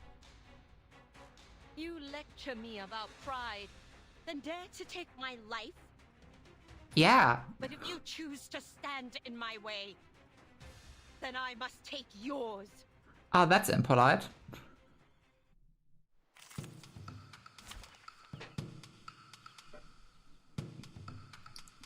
I wonder what animal plant Ren is. I was wondering the same, because I don't know. I have no idea. Very well. Let me try my hand. Maybe she is just a tree. I mean, she has a very tree design. This move feel familiar? It might even be one of these trees, because her design is very similar, but it could also be her outfit for the school because it fits. I have no idea. I'm not sure if they mention it anywhere. It's been decades since we parted, Heron. In that time, I have made every day count. Yeah, like every Yao is kind of obvious what they are, but her? I'm not sure. Let's settle this. Ah, copy that easy. Is that a firefly or a tooth fairy? Oh no, I wanted to check her debuffs. No! The buff could have told us. No! I found a tooth. Perhaps it's a gift for the... I'll check in the rematch.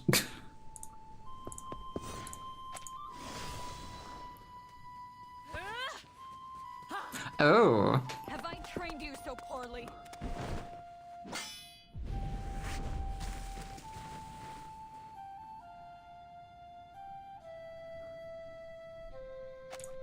Paper Heron strikes at Master Ren's weak point, but her opponent abandons resistance, instead raising the longevity sword like a hostage. What?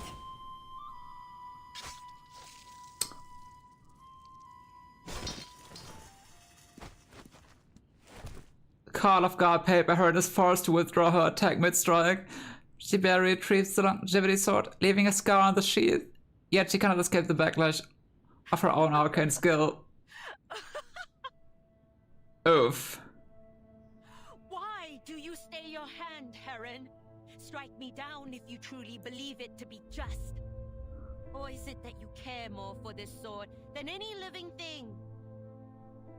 You have lost more than your senses, Master. Make whatever claims you like, but I see your empty heart. All that matters to you is your legacy, your mission. And I was only a tool. Oh no. Are you now too blind to see how deep your hypocrisy runs? Enough. Hell yeah, let's go. Master Ren clutches his chest and coughs up blood. Perfect. All the decades I have given in preparation. You cannot stop me now. Not when I am this close to success. Yeah, she might be this tree here. That's the only hint for what kind of a Yao she is. She raises a brush, gathering energy as veins bulge on her forehead. What? Ooh, a sword stance. Paper Heron retreats a step but fails to evade the attack entirely. Sharp pain tears through her chest. Seeing that Master Ren shows no sign of relenting, Paper Heron has no choice but to cast another incantation. Smoke. A classic. The smoke clears before Master Ren stands, only a paper figure clutching a sword.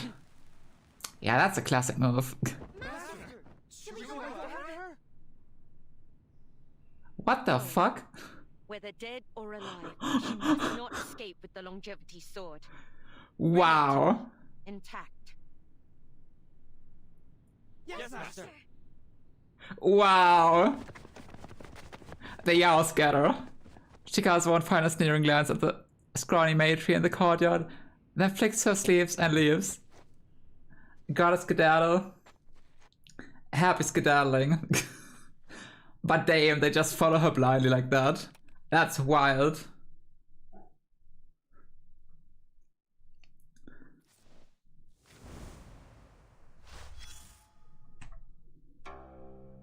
I mean, she considers herself not her grandmaster anymore.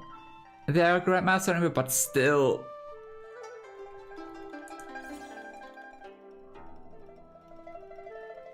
Oh no, they're gonna yap again.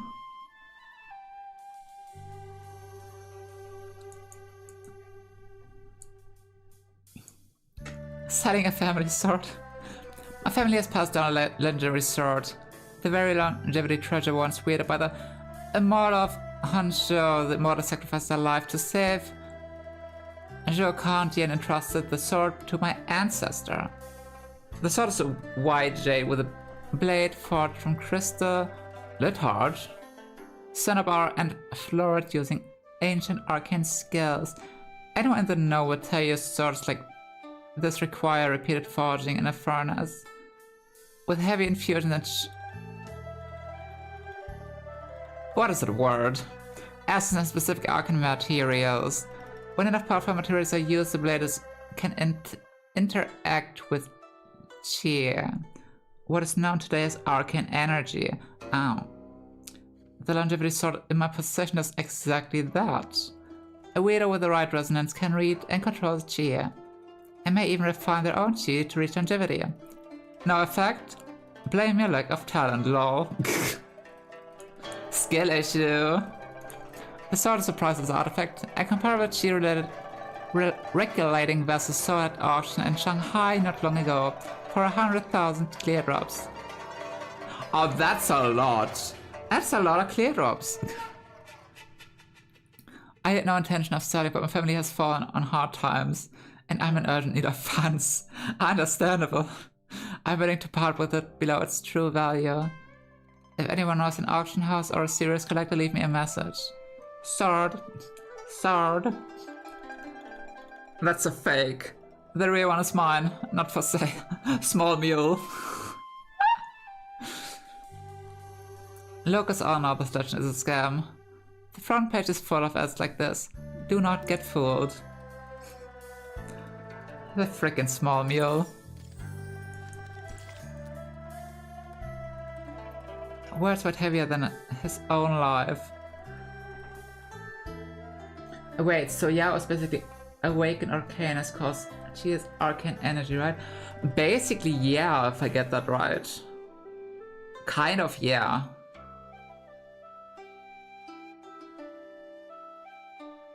Yeah, there are awakens here. Yeah.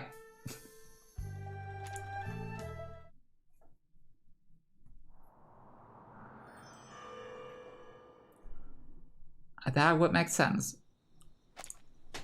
The night is dry.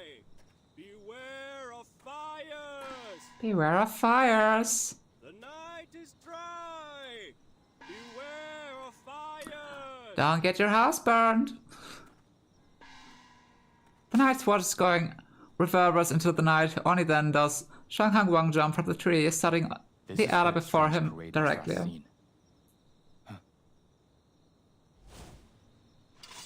Hey, you! What are you doing out here at this hour? They look so derpy. Shang Hang Wang turns towards the source of the sound. Shang Wu and Du Liu have what's going on? Have cornered a wounded woman. Seeing him, the two exchange an awakened glance. Well now, fate always finds awkward. a way to put enemies in your path, eh? I would like to have an awakened glance.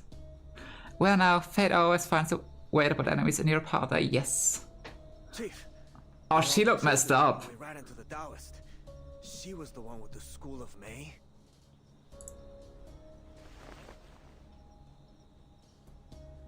Shang Hang Wang lowers his eyes as he spots the woman, his right hand falling instinctively to his blade. What are you doing here? Long story. Girl. You're a bit dirty today. Oh my god. He ignores her response, instead sweeping his eyes over the woman's blood-stained robes. Chief?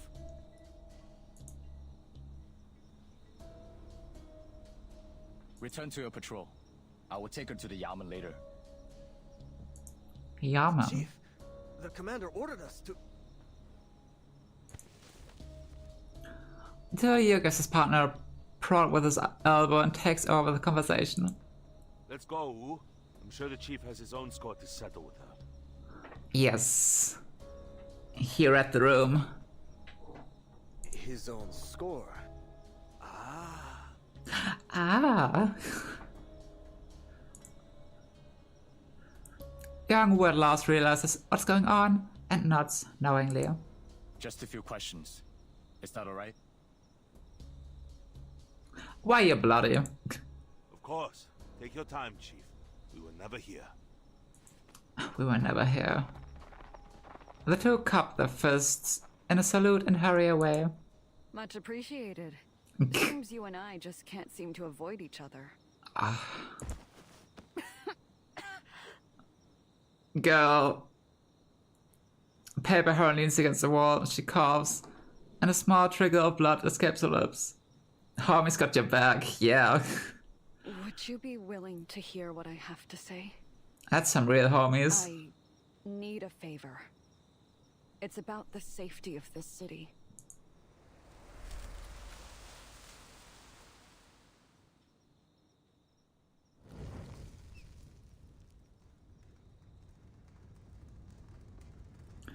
The believers saw torches gathering in the square beside the pond. As difficult as it is to believe, we must face the truth. Paper Heron has turned against us. Now that's some bullshitting. But wasn't she your guide to longevity? Why would she turn her back on us after all her efforts? She's been kind to us, and we have paid her our respect. How did it come to this? She hates you guys. She hates you. Her long life has hardened her heart to us.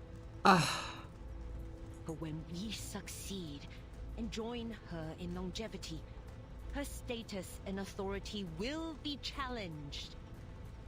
I can't believe this. Please don't believe it. The moment she learned of our goal, she chose to become an obstacle. Now that she has taken the longevity sword, her position is clear. Wow. Remember, the teeth from that sword is instrumental to our success. Without it, we will not survive. The hour below the platform grow restless. Emotions flash across their faces. Surprise, sorrow, and anger. I knew it. At first, I thought she cared when she gave us those amulets. But when she challenged Master Ren, I realized it was all a farce. Oh no, I can't listen to this. Also, I gotta turn on my lights because my phone is not capturing right now, so I'll be right back a minute. 1 second.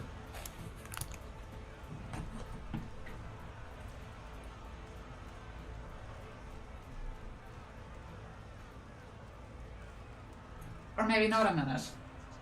Like 10 seconds. I'm fast.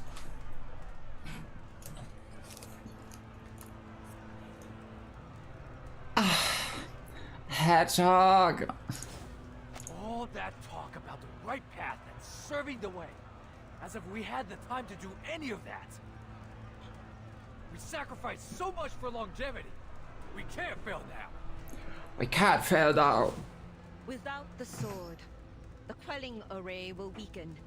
I can still subdue the beast with elixirs, but it will leave me without the strength to shield you from harm. But we still have a chance. I wounded her when she wrestled the sword from me. We must take it back before she recovers.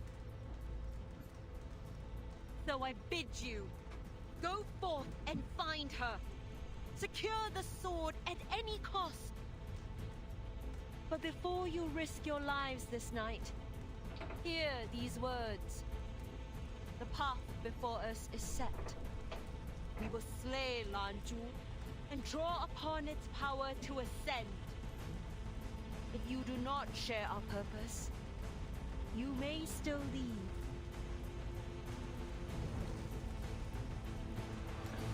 The crowd erupts, heated protests and arguments drowning out all else. Long gone, and I wouldn't have made it this far without Master Ren's teachings. I will stand with her and bring the sword back. Okay. I'll say like that. I got Sassy of Ren really fast, but I didn't expect the entire school to go after Paper Heron in the end. I traveled all the way from Liaodong, and I'd have died last month if not for Master Ren's help. I'll do whatever I can to return the sword. Either we die tonight, or we live forever. I stand with Master Ren. Master Ren? This is the only path left. Oh no, not you too. Everyone else agrees. Mayfly and Butterfly exchange a meaningful glance. Lost amid the fervent crowd, they join the growing cries, hesitant and then wholeheartedly. Stand with Master Ren. Mayfly wouldn't. I stand with Master Ren. I'm gone. That's it. Bye.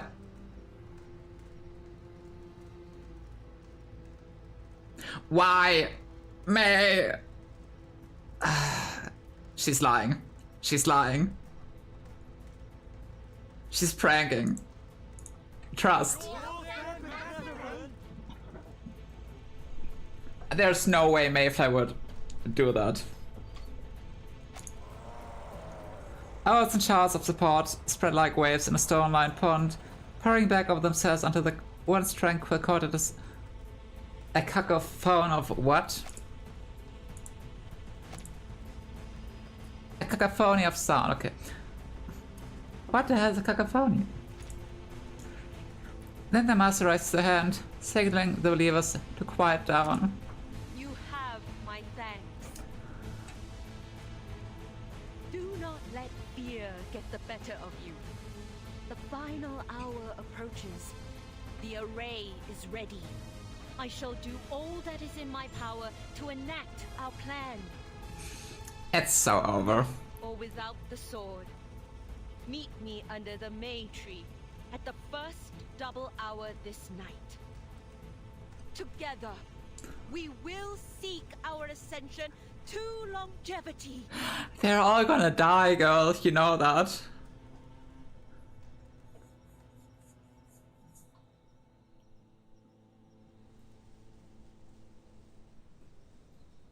A central tale can be told in mere sentences. Shang Hongwang looks at her in astonishment, fitting the scattered fragments of his investigation into a clear picture at last. So then, those dead animals were the Yao who failed in the pursuit of the method. Paper Heron nods. Lanzhu will soon awaken. If we don't stop Ren, her actions may throw the balance of life out of order and put all of Huanzhou in danger. We need to evacuate the townsfolk as soon as we can. Time's running out. But I'm wounded.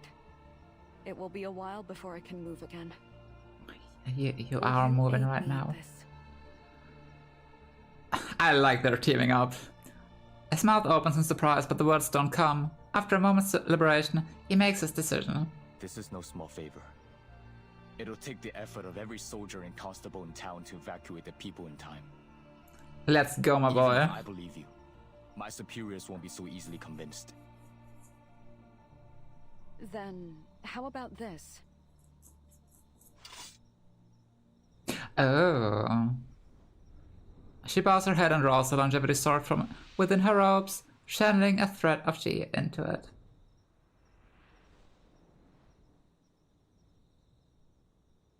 The white blade emanates a cold, bright light. It seems almost alive for a moment. Long ago, when His Eminence walked the land, 2 white horsetails were bestowed upon him as a reward for his service to the Way. Those tails were forged into a pair of jade swords. I carry only one of them, a rare Taoist implement, passed down to me by my master, from his master before him. It means more to me than my life. I swear on it. I have told you nothing but the truth. Were you to present this sword to your people, might they? I hope. It'll do. He fixes his sharp gaze over the May pattern and the Bagua array. Have close ties with the School of May. They will recognize this sword. Yes. Then take it. Look after it well. Okay. Can she not see anymore? Where's she looking? She sheaths the sword and offers it to him.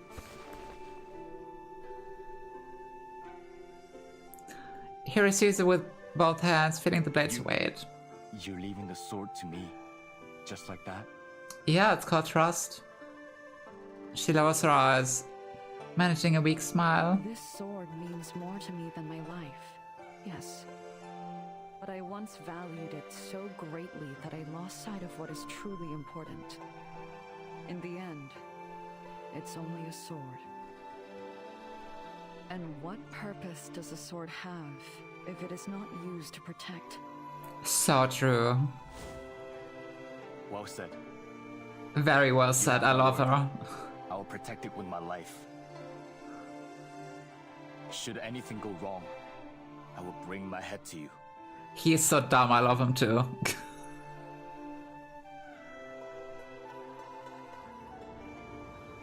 In the deep darkness of the night, Paper Heron cannot see the young man's face, but his resolute tone paints a picture the light could not. Okay. She lifts herself just enough to reach his shoulders. Now what would I do with a young man's head, eh? Worry me. I'm a tea reader. I can trace the sword wherever it goes. Now go. True. Run won't give up the sword easily, so be careful. I'll find you once I'm back on my feet. Distant screams and wails drift through the air. Across the county, fire bursts and flickers against the night sky. Yao's shadows slide across the wall. Any doubt that Paper Heron speaks the truth vanishes from him. What if? What if? Just go. Run, my boy. Shanghang Wang grips his teeth, takes a longevity sword to his side and leaps onto the high wall. Chung, I owe you for this.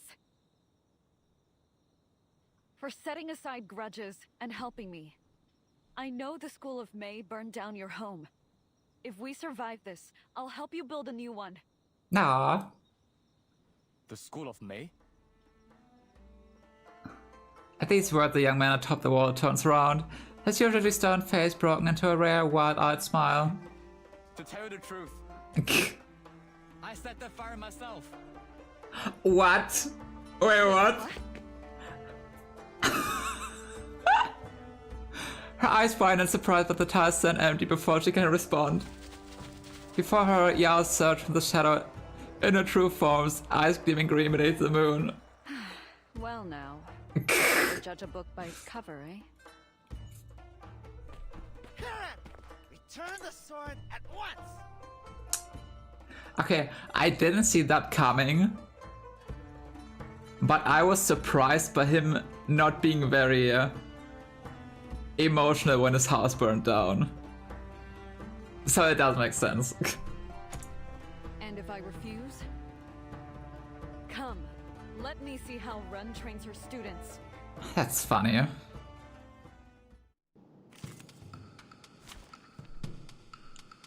Just casually burning out. Just casually burning yourself. Burning your own house down. Okay, that's a funny looking guy. That's a funny looking guy.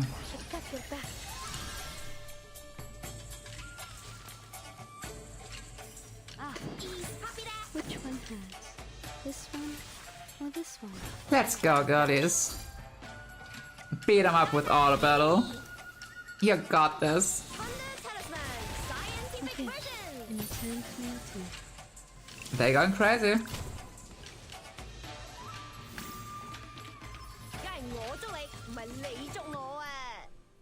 Exactly. She's spitting facts.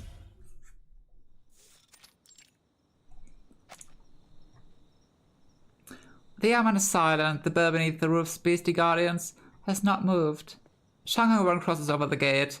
In a few strides, he reaches a still-lit study and extends his hand towards the door. The unfamiliar voice stops him in place. There's someone else inside. After a moment's consideration, he crouches and places his ear up to the door. It truly was a masterstroke. Had it not been for your arrest, the Yao wouldn't have turned to me so quickly, or in such numbers. As an otter drives fish into the lakes, and the eagle leads birds into the woods. The hunter must know where his prey will run. That bitch. I'm sorry. You have honored Wow. your word.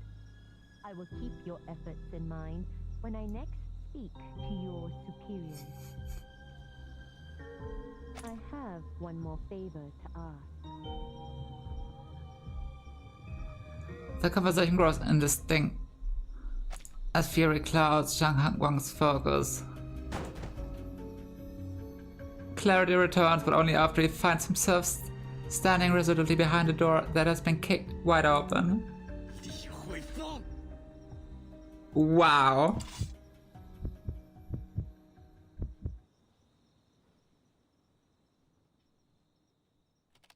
To be continued.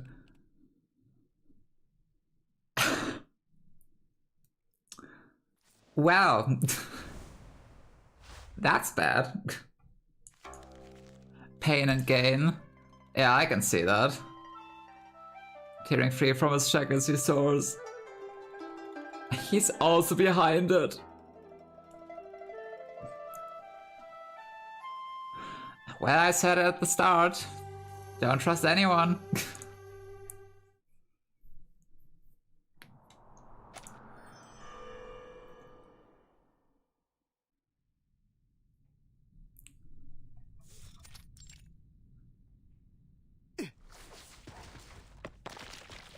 The door swings back towards him, and he instinctively pushes it aside. Ink droplets fly across his face. He sidesteps, revealing the longevity sword strapped to his back. You do indeed work wonders, Commander. My lost sword has shown up at your door before I even asked for it. That's bad. That's very bad. The elegant woman in Daoist robes withdraws her brush, mockingly looking over to the commander. He offers no response. Instead, his eyes linger on the blade Zhang Hangguang now holds half drawn. Take a seat. Oh, you take a seat, old man. He gestures towards a chair in the room. Zhang Hangguang doesn't budge, his hand trembling over the grip of its sword. Pardon the intrusion, Master Ren.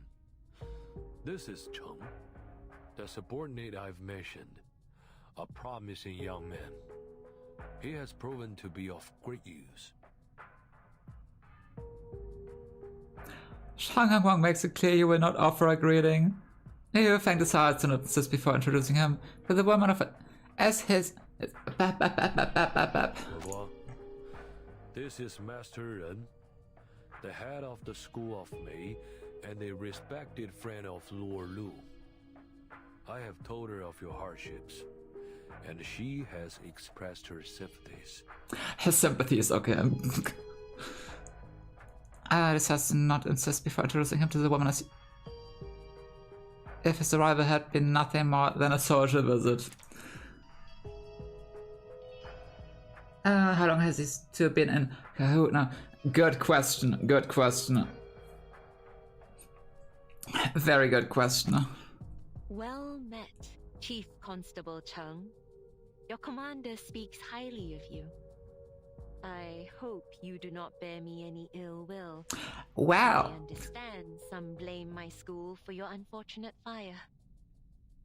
Well. You have suffered a great deal of troubles. I can only imagine how far your star would rise if it weren't for your unfortunate parentage. If fate has led us to meet this day, it must have its reasons. I cannot do much, but I may offer some aid to your career. Don't fall for them, my boy. She removes the token from her waist and tosses it before the young constable. A personal gift from the venerable Lord Lu. His influence carries quite far. I'm sure you know. I wonder how he might look upon the constable that returned my sword to me. With our recommendation, a promotion would certainly follow. He's not gonna fall for it, is he? Shang Hangguang maintains a grip on the blade, not sparing the token on the ground even the courtesy of a glance. Yes. You've been conspiring all along. All that talk of evidence. It was just an attempt to stall me. You've been in their pocket from the start.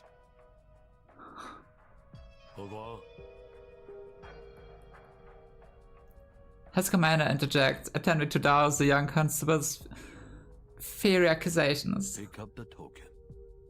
Is this not what you've always wanted? Not like this. Redeem your family name. Not like this. Take it. Your long cherished wish can come true. At what cost? His voice drips out at measured pace as always. Shang Hangguang stares in disbelief. The blade's shadow on the wall wavers. Li Huifeng! Have you lost your senses? Do you hear yourself? If she takes the sword, she will bring calamity upon us all!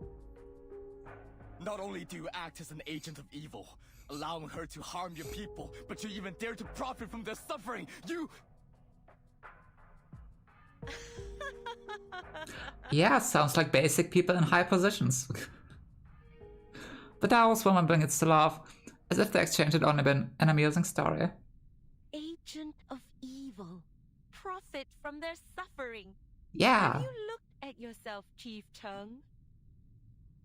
Haven't you been arresting Yao day and night for the sake of your own glory? Are you not the very reason they sought refuge at my door? That's different. That is a perversion of the truth. I should have seen it before. The reversion bell.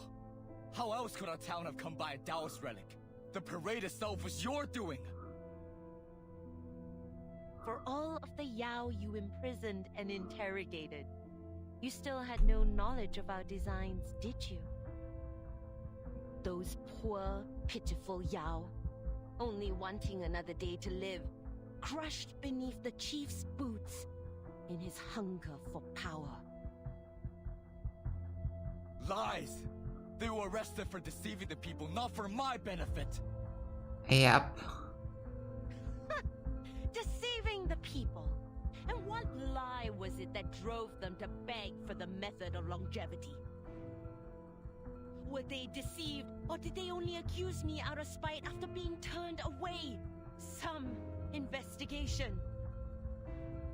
As you strode through that prison, did it ever cross your mind that the truth may be the very opposite?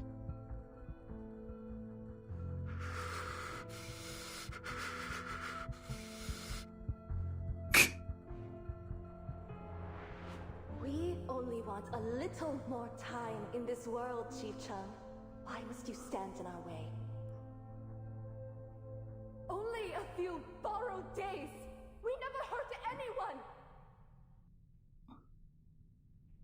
I've done nothing wrong! Release me! Every moment is precious!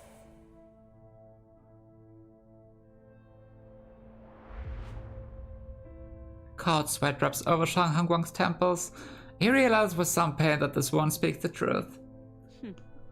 You needn't trouble yourself, Chief Cheng. In fact, I should thank you. That breathing, yes. He is very good at breathing, yes. He is a cutie though. He is a bit stupid, but I like Shang Hangguang. Were it not for your diligence, I'd have never gathered so much qi in such a short time. I wish you could breathe me now. Whether Huanzhou is saved or meets its ruin this night, much of the credit shall be yours. You! He glares, eyes raging with fury, but the Taoist master no longer seems willing to entertain him as she drifts to Li Huifeng's side. Humans are odd indeed. Have you not spent your entire life attempting to cleanse yourself of your father's dishonor? Why shy away from your actions now, when they might finally be rewarded? Kill this lady, I wanna. That's not But I what cannot yet. I didn't. Hogwarts. Before he realizes it, Liu Fang has already retrieved the token from the floor. Shang Hogwarts sees it clearly for the first time, a symbol of power inlaid with gold and silver. And put down the sword. No. You have heard too much. You can't stay here any longer. Take the token and go. Find a new life for yourself elsewhere. He brushes away the dust and extends the token towards Shang Hongguang. Or have you forgotten the vow you made to me? Ow. Thanks. Ow. Man. You're so rude today.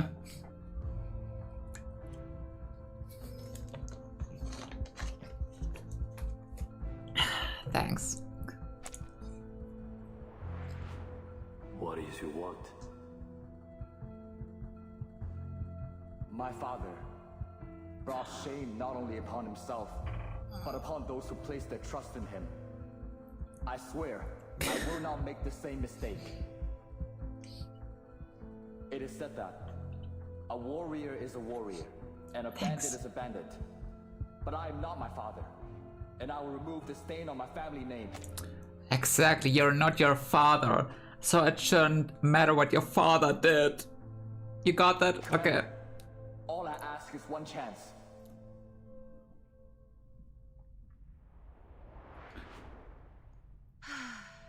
Chief Chung, I pray you would not hold my words against me. They were spoken in the heat of the moment. You are human, and we are Yao. Beings of different kinds are never of one mind. Our natures simply do not align.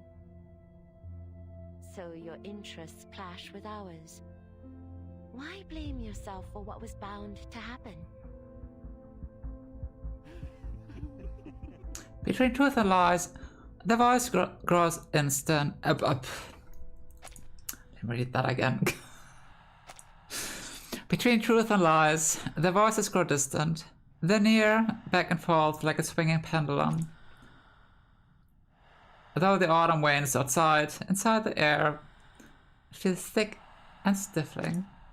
A warrior is a warrior, and a bandit is a bandit. That's very black and white thinking. Different kinds are never of one mind. So that's how it is. Oh no, he's going crazy. My boy's going crazy. He's been backed into a corner. Oh no. No escape remains. Commander, for the last time,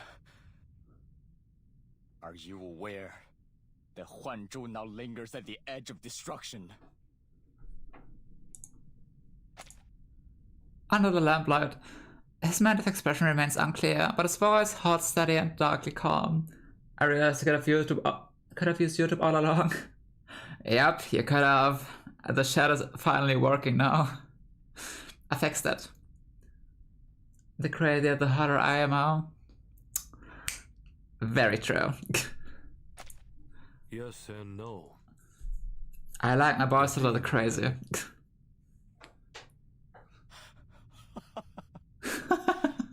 Fair point. A fair point! Oh. All this rage, shock, and disappointment dissolve into a single bitter laugh. Oh, flashbang. In an instant, Shang Wong's blades leaves its sheath as oh, boop.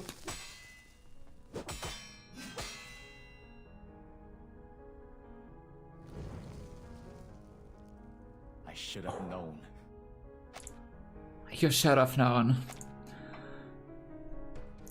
In that instant, Shang Wong's blades leaves its sheath as ink strikes towards his waist. In a flash, several oil lamps are extinguished. The token shatters into worlds of scrap. Under the ink's force, let's go. Fuck that.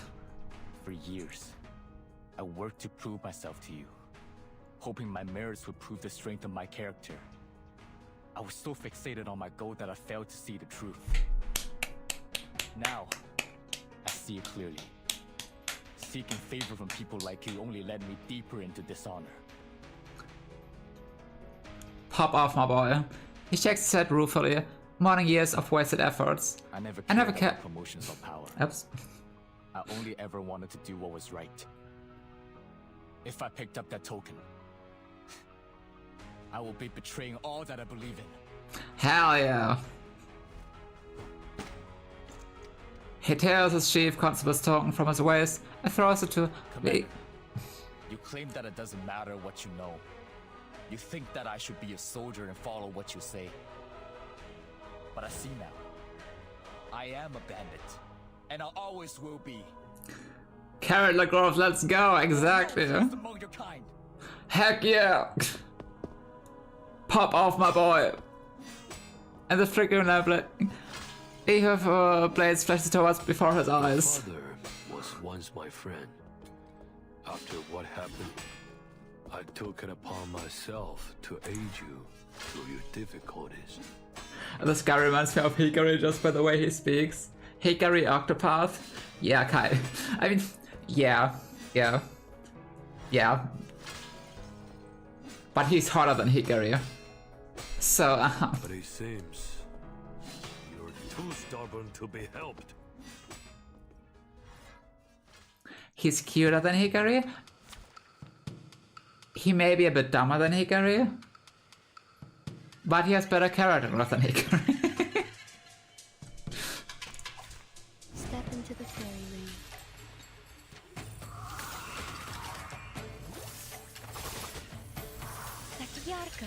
And he's hotter than Hikari. I mean, they look similar, but yeah. Which one first? This one or this one? I know you hate me because I don't like Hikari. Strike when the time is right. A little surprise. Oh, he even joined the battle. I didn't see him. He was here vibing.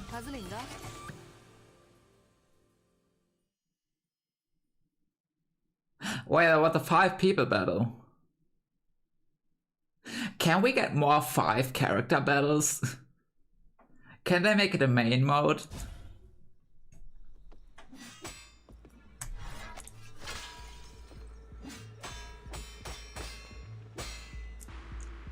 The two men meet in a furious clash of blades and incantations, reducing the room around them to shambles. But at the heart of the deadlock, Masarin intervenes, suddenly striking Shanhanga with a palm, forcing him back several steps. You hopeless fool! Surrender the sword at once! I gave my word to protect it. Yeah. I've made many mistakes. I will not make another. If you want the sword, you'll have to kill me first. He's so cool now. The Taoist flicks her sleeves dramatically as a shadow on the walls transforms like a serpent shedding its skin. Oh, her face was such shadows falling away like a cascade of ash. Well, now we know what she is. Masarin draws her eye and Russian. Yeah. Can't hold out much longer. Crosses the distance in a mess, yes.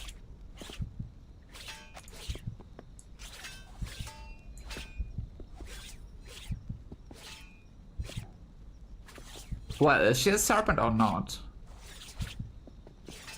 She is bald, just like I'm not bald. I don't even have the bald command anymore because I messed up. But yes, we shall be bald once again. Just not today.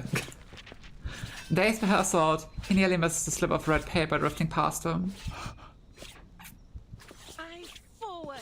There's no escape now! Coward, wow.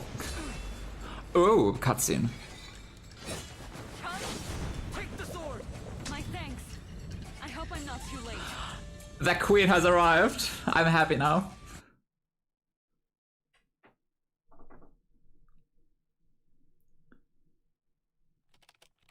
Well, Ren is bald now. I didn't know that Ren is my dad. My dad is not evil. Yeah, whatever that meant.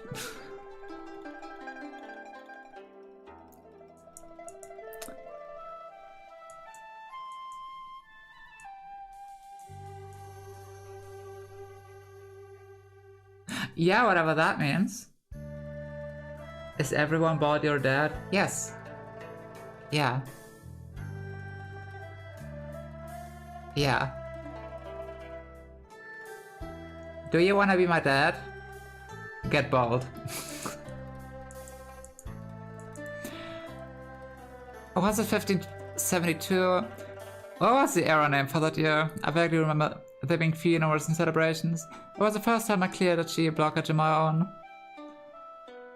Who hasn't had their heart broken? My heart is cold, and so is the autumn wind against my cheek. Dramatic.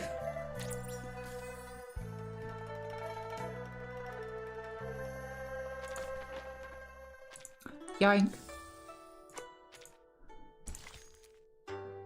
Significance of the insignificant. No matter how small they are, they will fight to make a difference.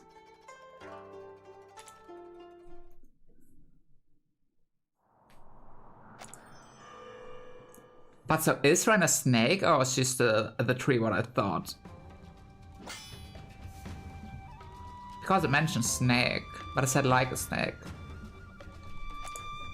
Paper Heron catches the sword mid-air using its edge to deflect the ink droplets surging towards her from the side. Seeing this, Ren lunges forward half a step, barring the doorways. Return the sword to me. I got shower, good luck with stream. Thank you. And good luck with your leg. Please take care. Go get some rest after that. How much story do you have left? Maybe 1.5 hours? Maybe 1 hour? I'm not sure how fast they go. I would think 1.5 hours, probably. Yeah, probably. I'll see. But enjoy a shower. Not while I yet breathe. So be it. It will spare me from listening to another of your worthless lectures. You entrusted that sword to me long ago. Why not simply hand it over and return to your carefree wandering? Perhaps you aren't so free from desire. I don't like her. Oh, can we bonk her now? Yes.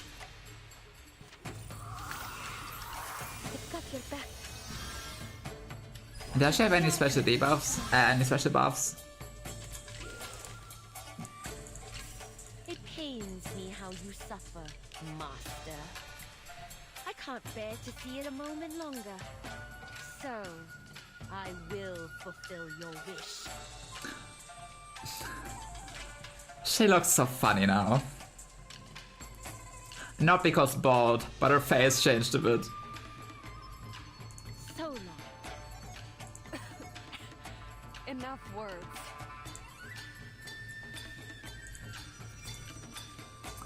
Master in true form. So, okay, she was not a tree. She was not a snake. She was just bald. Great. She's just bald, yeah. She's a body. She's an egg.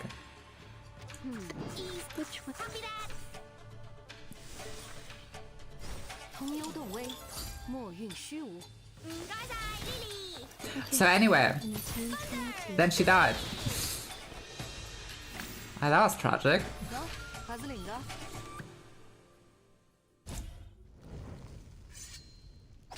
Amidst the flames, blades flash.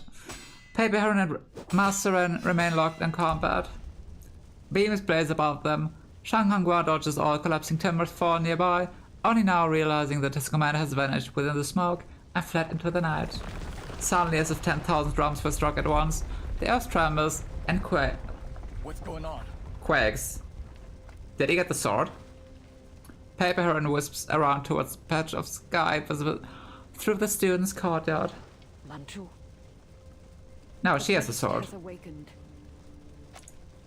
Wait, how did they awaken the beast?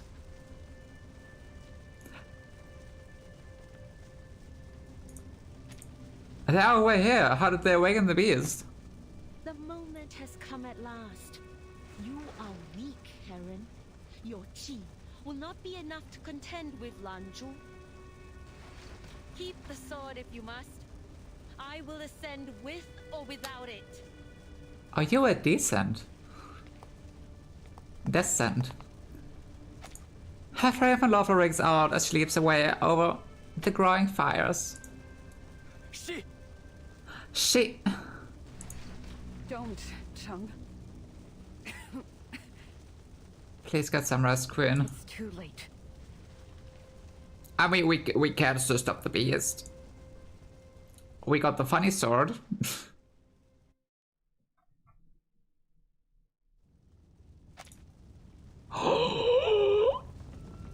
Darkness engulfs half the sky, devouring the moonlight. The earth trembles as if it were breathing. Panicked civilians flood the streets. Fire-lit columns of smoke rise over the other half. Beams collapse, bricks crumble. The calamity has arrived. It's an earthquake! That's a big earthquake. The ground is splitting apart! I saw someone fall into it! Help!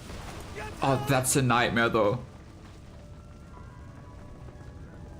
Like, falling into one of these when the earth splits apart.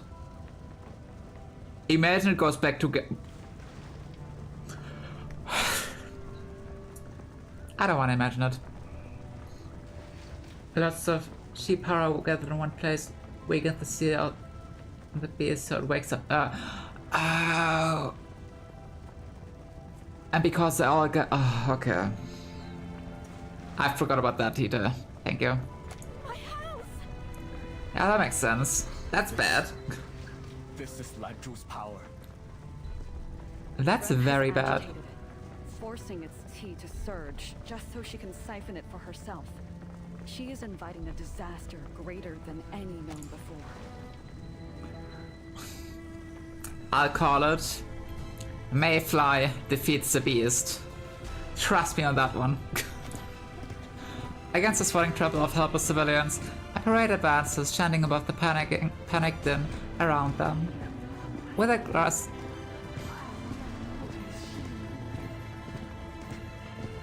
They are talking.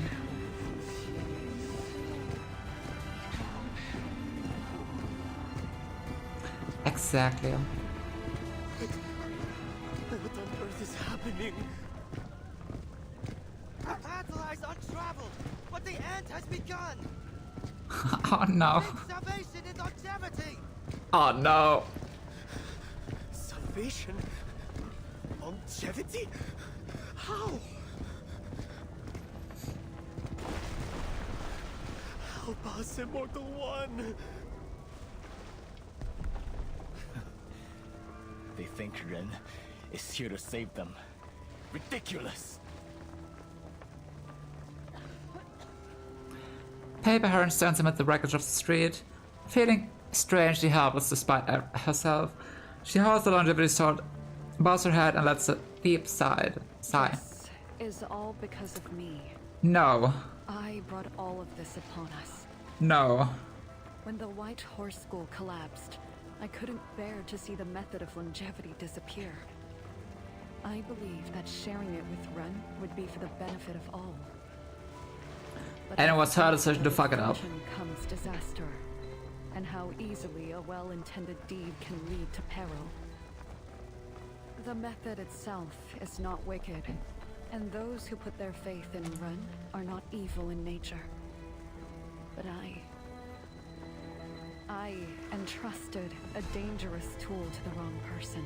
Yeah, that you did. But everything that followed up was not your fault. Well, that's a call now. Hey, let's go. No more. Yep. I am the one to blame. That's a call now. A very bad one. As difficult to read her expression, he cannot help but see the hellish disaster reflect in the depths of her eyes. Must be the one to end it. Paper her and surveys the scene ahead of her. What's she gonna do? Leave? Where to? Literally where to? Anywhere but here. If you go now and run day and night, you may yet survive. Why? She looks up, surprised at the fury in Shah Hangwang's tone. If I flee now, how am I any different from those cowardly lords? I may no longer be Chief Constable, but I still answer to my conscience. You don't fear death? I fear living in regret.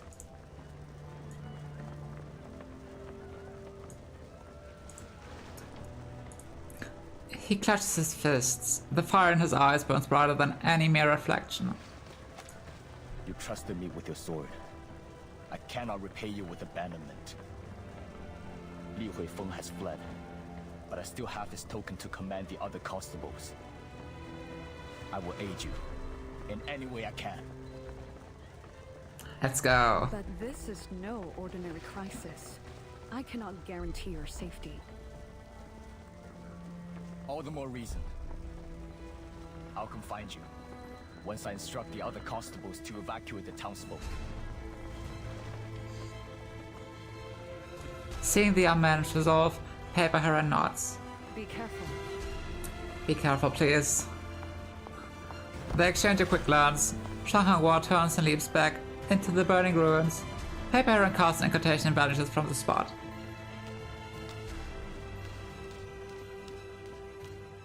Well. That town is dead.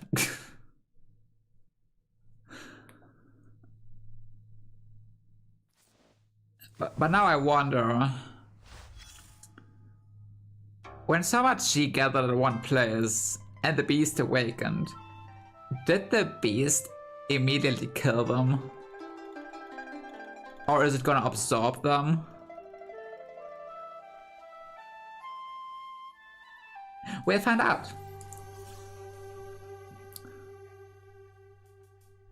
That's big text.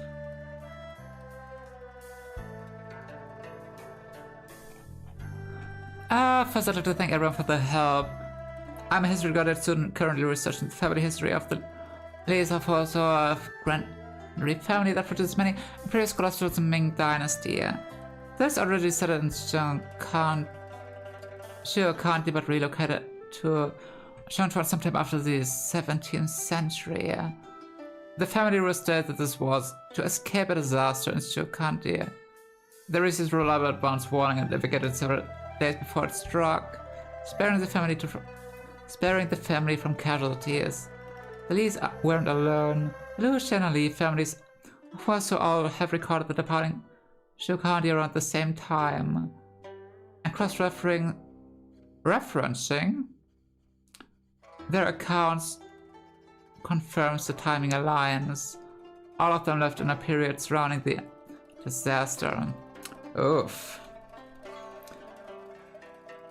The Honshu Prefectural Gazette records only official assignments after the disaster. The county magistrate and the commander were both transferred elsewhere, and the fates of many other officials remain unknown. Stories of Honshu has more specific and unsettling record. At that time, the sun and the moon hung together in the sky. The earth split in two from the gate of the School of May, opening a rift miles along the Sword Souls. When the governor had it investigated, they couldn't find a single human dead or alive. Oh no! Only closed dead plants and animals. Well, I expect the Shuo County Annual may have more detailed records. Ming Dynasty Annuals aren't easy to come by though. Does anyone have access? Well, I wonder who that is. I wonder. Great work. There might be an original copy of the Shuo County Library. I'll check for you. Thank you. Only local officials and wealthy families evacuated. I believe there's more to the story. Oh, there is, definitely.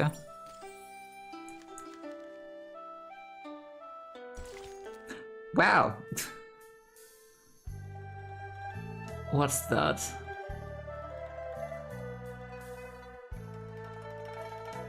No turning back. She walked into the fire and burned to ash. Who? Who walked into the fire and burned to ash?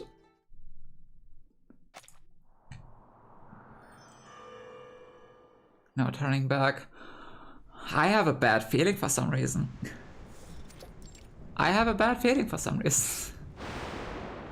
Lightning tears through the thick clouds, shaking the earth with each strike. Master Ren stands before the Maitri, unmoved by the clashing of earth and sky. The students sit around her in a ring with muted, fearful reverence.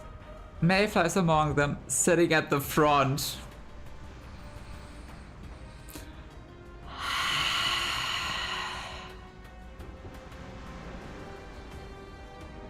Girl. What are you doing? This May tree has ever been the root of our school.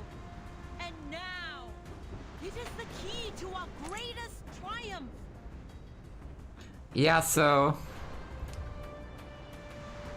Master Ren returned to their students' bald. And everyone went, yeah, that's a good sign. Look at this creepy face, that's a good sign. We should still follow. We must protect it at all costs. Now, on my command, form the array.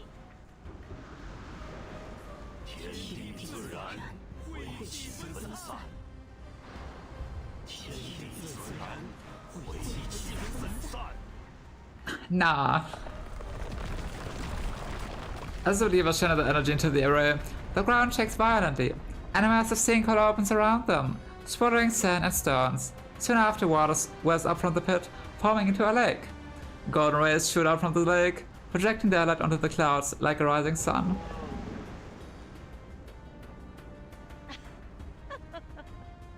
The balance will be broken, and the sun and moon shall share the sky. So that's what the warning was about. Yeah. The beast has battled with the White Horse School for a millennium, but today it will die by my hand. I hope you know that sun and moon share the sky anyway. But that's details. But where is the beast? She is the beast. Its body has long merged with the land. This very lake is its eye, the only path we may yet reach. The time has come. Let it begin. I love the background though. That's a nice background. I like this part here.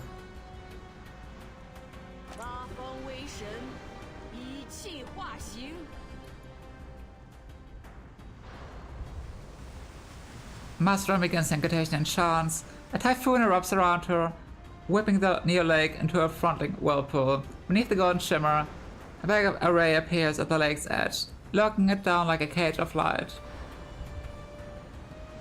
Magical. This quelling array has been the work of decades. Once it begins, there will be no escape for Lantu. Its death is certain. With it, I will reach my goal, even without the sword. Uh-oh. Suddenly, Yam vanishes. In the smoke, a red light breaks through. Wow. Master Ren leaps to dodge the attack, but paper slips through faster and a few pieces tear at her ropes. No! We stop you. Yes, master. I don't like Badger. Several students form a defensive line, long swords pointing out at the two. You have to get past us first, Heron. Not the cutie hedgehog. Go. You're dead in one slice. Stand back. I'm not here to fight you. Yeah, please don't. I feel bad for them. Yet the Yao don't move. The third paper hurns expectantly. Oh, he's going wild though. Ooh! Silver streaks flash in, breaking the standoff. The Yao are helpless to deflect the sudden barrage of needles. Nice! Master! There was only a brief moment of distraction. Master Ren staggers against the immense pressure, crouching down on her. Before the Yao can react, Shah Hangguan drives his blade into the quelling array, seeking an opening to strike its core. Protect the array! Stop this now, Ren. If the array shatters, it will bring about your annihilation. Enough talk. There's nothing you can do to stop me. Get out of my way. What if we kill you? That would stop you.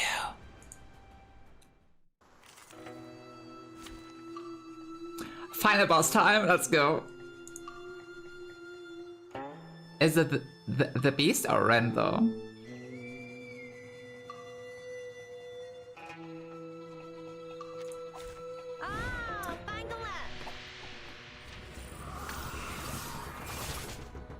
I have a feeling it's not just gonna be Ren. Just a feeling. But sure.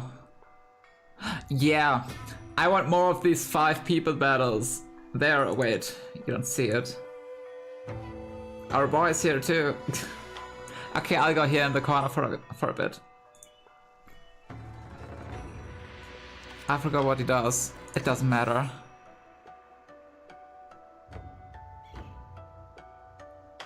It matters not. Ah, an interesting one. Which one? Take these. This one or this one? Flying feathers.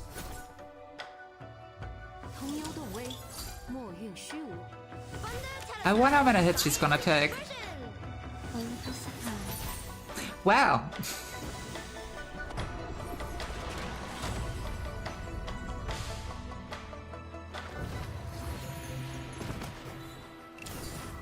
And I was right.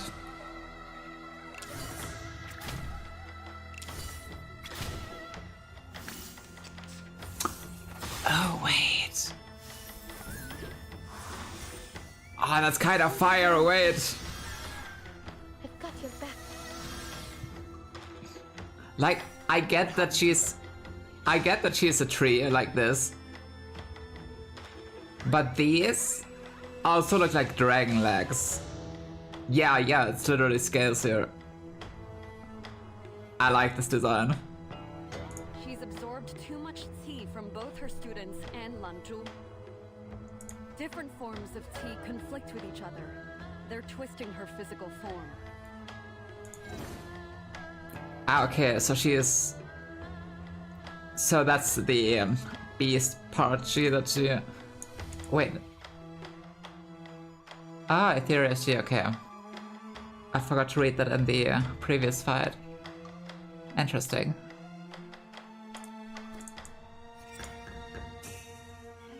Mixture of sheer, yeah. Yeah, I like this design. It's nice. It's nice. Captures her very well.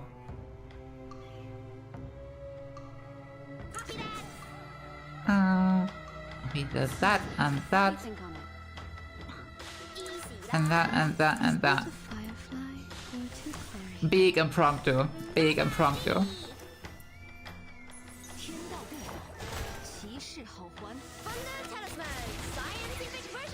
Wow.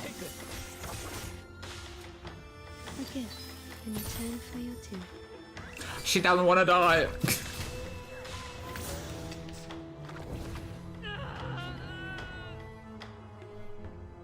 Run! You lack the strength to hold so much tea. If you push yourself any further, your body will collapse. Ah, she's still caring for Ren in the end. I know what I'm doing.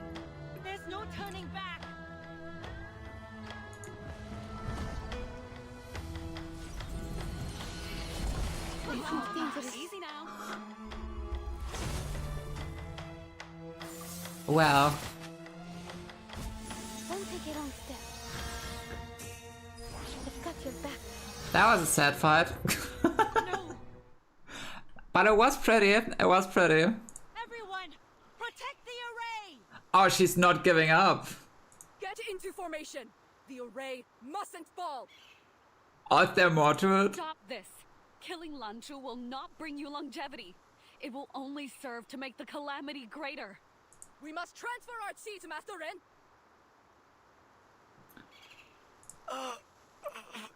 They're desperate. He's fallen! Push harder! We must cover for the loss! Desperate and dumb. This is endless! No. Mayfly, please. Mayfly. Oh, please don't be stupid.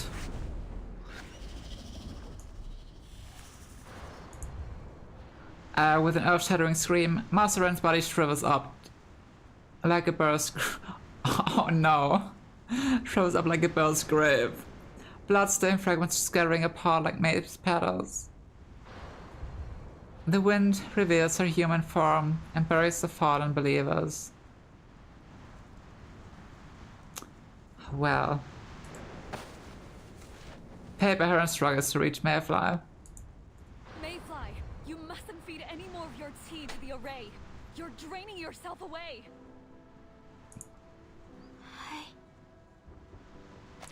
Ah, Mayfly, please. She reaches out desperately, trying to pull her little friend to safety. Yet Mayfly doesn't move. I can't turn back now, Heron.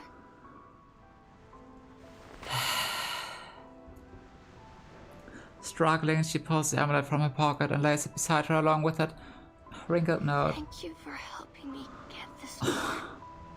Oh, come on. I wanted this. I wanted to try. I have no regrets.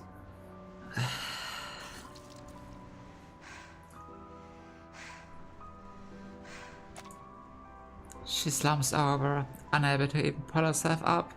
Yet she raises her head and looks toward Paper Heron. Good sister, let go now. Your wish has been fulfilled. Master Ren struggles to her feet, clinging to the array, unwilling to abandon her chance. A text.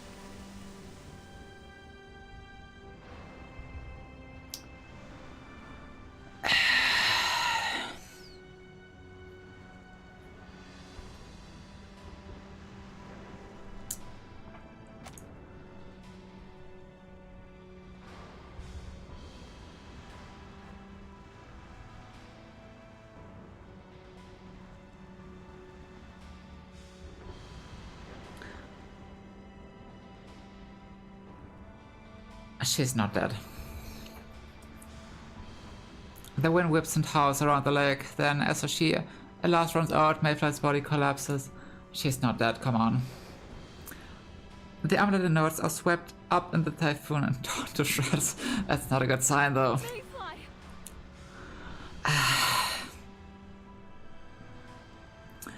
What if Paper Heron manages to give her some part of her life energy? Her chi? Maybe? Please? I would appreciate that. She loses focus for only a moment, but it's enough for several blades to strike her turret. Shanghang whirls around and blocks them with a sheath of his blade.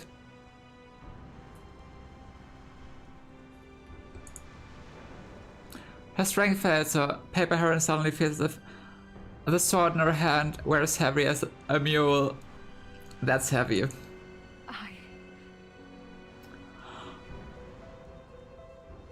Oh.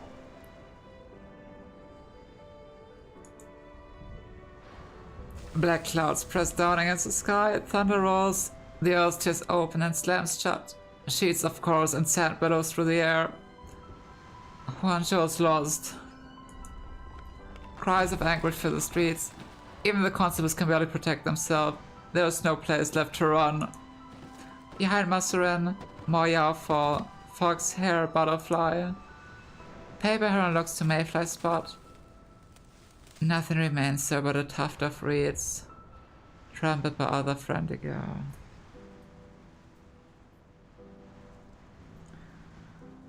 I don't like this.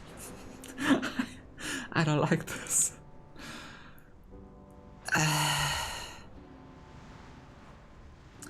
What is lost can never be recovered. I don't like this.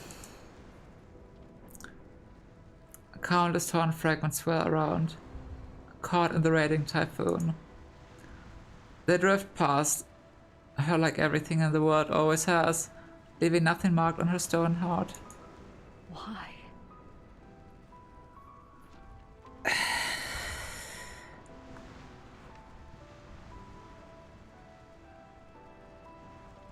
Why come all this way in seeking to extend your life, only to give it up so easily? Why must you come to this world, only to leave it so soon?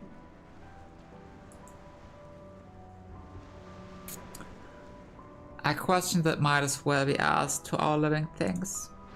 She stands alone in the air, holding the longevity sword. The world around her has become a void of darkness. I spent so long trapped inside that tree that I forgot what it felt like to be a part of the world. Joy, sorrow, and pain became like distant memories. But what is this bitterness that racks my heart now?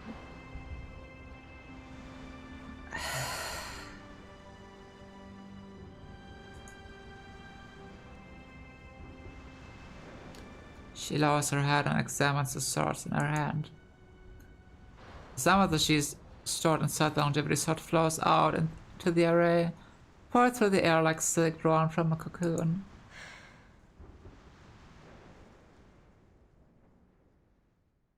Come, Heron, come. You must be starved after that attention. I've saved you some taro. Best not let the master see it. Cheeky little rascal. I hope no one finds out you are my student on your travels. You saved my life. I swear I will repay you. I'll do whatever it takes. So, how is it? Amazing, right? I told you it's delicious.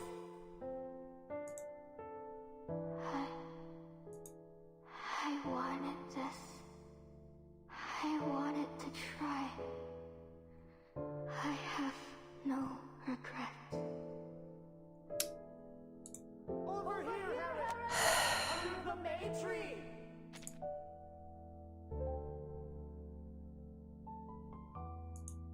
Remember, Paper Heron. In the end, we need only answer to our conscience. I still want to believe that Mayfly is not actually dead. I want to believe.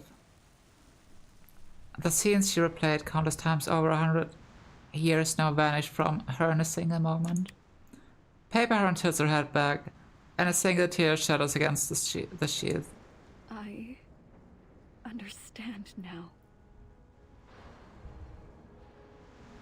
It wasn't my isolation that numbed my senses. It was regret. Oh. For 100 years, it was the only thing I knew. She draws the longevity sword from its sheath, her hand slow and deliberate, revealing the white jade blade. The beast's rage has grown beyond control. Whether Ren ascends or not, Huanzhou will fall to ruin. Unless... What are you planning to do? All things return to their beginning. That means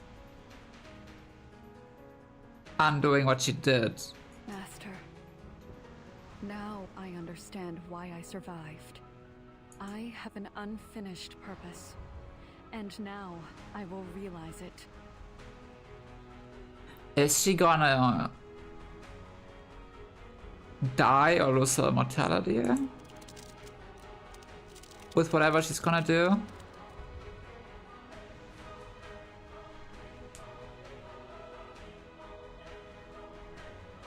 Only one who witnessed the first seal as it was forged long ago can see this done.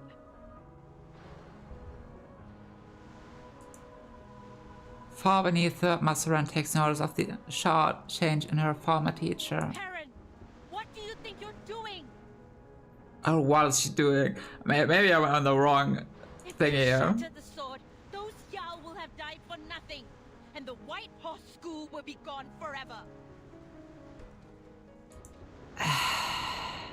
Yet the howling wind draws out her cry. Hi, Zero. Hi.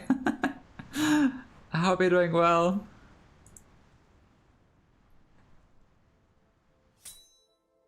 If the sword breaks, the method of longevity will die with it, and the legacy of the White Horse School will be forever lost. Karen, you'll never forgive yourself for this. Shatter the sword, and everything here will be sealed for another 100 years or more. Your new friends included. Do it, if you believe it is necessary. Do not hold back. You're mad! How could you be willing to seal yourself into that tree again? For years, I have dwelled on the day my master shattered the first sword, trying to understand his thoughts, his fears, his hopes. My mind is set. Even if I must give up my senses and become like stone again. Like him, once again, I will shatter the sword. And like him, once again, I will feel no regret. See you Do it. in 100 years. Wow.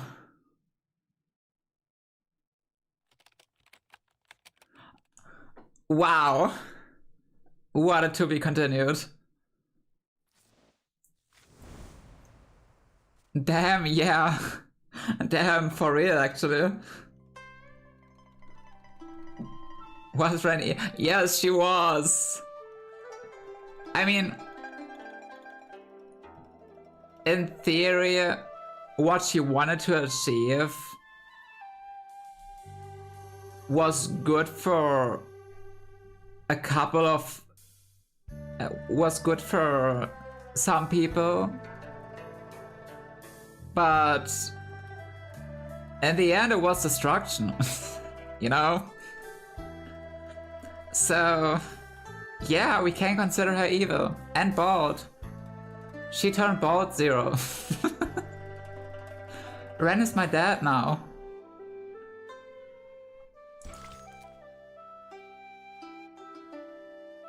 I gotta hop on reverse again. You should. You should. I love reverse. Hop on it. Also, that's a spoiler here right now. I'm not happy. Well, I'm happy she is here, but like... Man, yeah, Mule. Oh, that was a good cutscene though. That was beautiful. I like that a lot.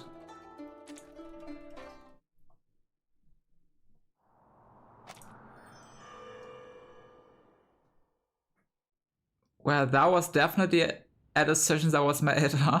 See you in 100 years. Yeah. That was a decision that was made. The familiar voice from 100 years ago fades in the wind. Before the May tree, a figure materializes. The image grows more solid and vivid, exactly as Reed saw in the memories. As the form solidifies, Reed can't suppress a gasp. I get it now. those wind knots were frozen by the power of the longevity sword. That's why the Windweave's been experiencing so much interference. Oh. And Heron, she's been trapped here for all these years? And now she's out?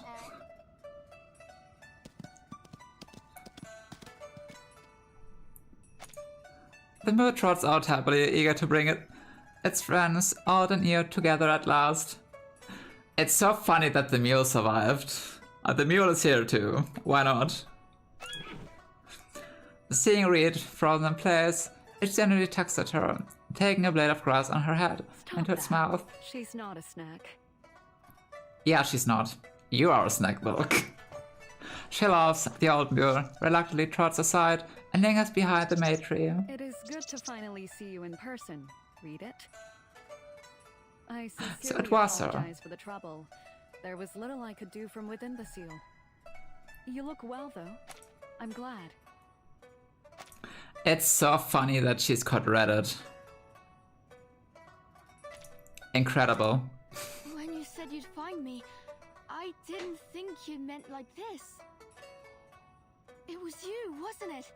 The wind, the paper notes, you used them to guide me here, didn't you? Okay, I'm sorry. I'm sorry. I apologize. I still want to believe she is Mayfly. I want to believe it. I did. I believe you've seen Just the reborn. T trick a few times by now. Within the seal, I was unable to communicate with the outside world until those curious strings were put up. She raises a finger and points first at the old May tree, and then at the telephone pole standing next to its canopy. An odd T runs through them, one I found I could control. That's how I got on the forum. Oh. Reed listens, making mental notes of her questions until she arrives at a realization. Strings? You mean the cables?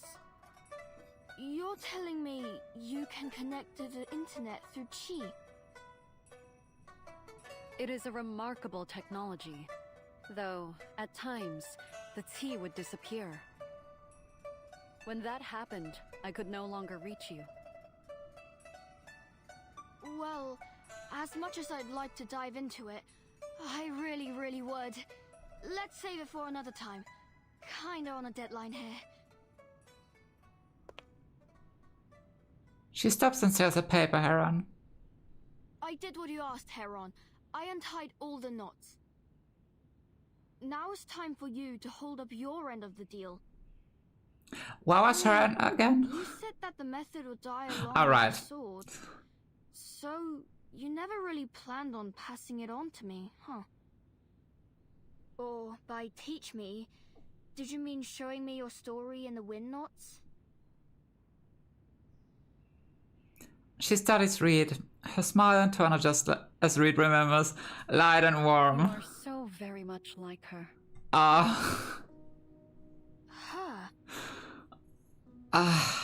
Mayfly. She too was a reed. Sprouting in spring, withering by winter. And just like her, you move with haste in every single moment. Yeah. A name that they both know lingers in the air, stirring up memories and melancholy. Mayfly. Yeah. That's why I reached out when I saw your post. Fate really seems determined to bring your kind to me. There's one last knot. I want you to be the one to undo it. Another one? But didn't I already... The story has yet to come to an end. The method of longevity didn't truly die with the sword. Oh? When I shattered it, I truly didn't expect I'd ever wake again. I thought the method of longevity would die with me. Oh. And even less that I'd be awakened by this new tea. With a sigh, she brushes the old May tree as if closing a door behind her. The sword may be gone, but it was nothing more than a vessel. Now that I've returned, the method of longevity lives on. And I shall pass it on to you, as thanks for your help. That's sweet of her. Her heartbeat quickens in her chest. Don't be afraid. It sounds complicated, but it only takes a moment to grasp. You've returned me to life. Please, allow me to extend yours. She smiles and extends her hand, then nods to Reed. Now, give me your hand. The answer she has pursued across lifetimes, finally within reach. Yet now that it's here, Reed feels an inexplicable panic. Are you for real? Like, really real? Having second thoughts? Well, Reed touches her own hair with anxiety. More blades of grass, each one growing yellower with each passing day, fall to the ground. I would never wish to pressure you. An offer like this could take time to process. Perhaps you feel differently about longevity now, after seeing what happened to Mayfly. Paper Heron withdraws her hand and waits for Reed's answer. Do you still wish for more time in this world, little Reed? She reflects on the questions for a long while. A moment later, she raises her head slowly and firmly.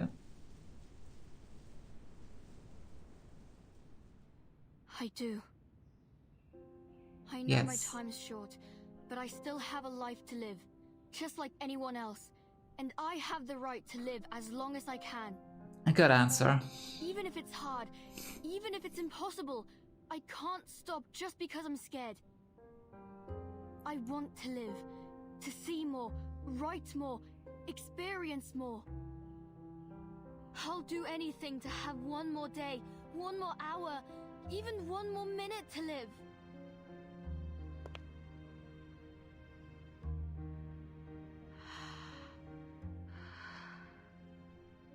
I know that the me who sprouts next spring will be me in some way, but she'll never be me.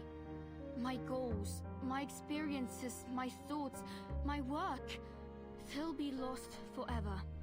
Let that girl live. Even if that reed continues to sprout across 1,000 lives, it will never be me again. So, I'll keep looking, till my last leaves have withered away. At least then, I can go without any regrets. Very well spoken. Paper's response begins with surprise, but soon her face adopts that familiar smile, scenery and wistful. Well said. Well said. I Many said have that. held back for fear of the risks. It's rare to see someone with such remarkable courage. I am glad to have at last found the right person.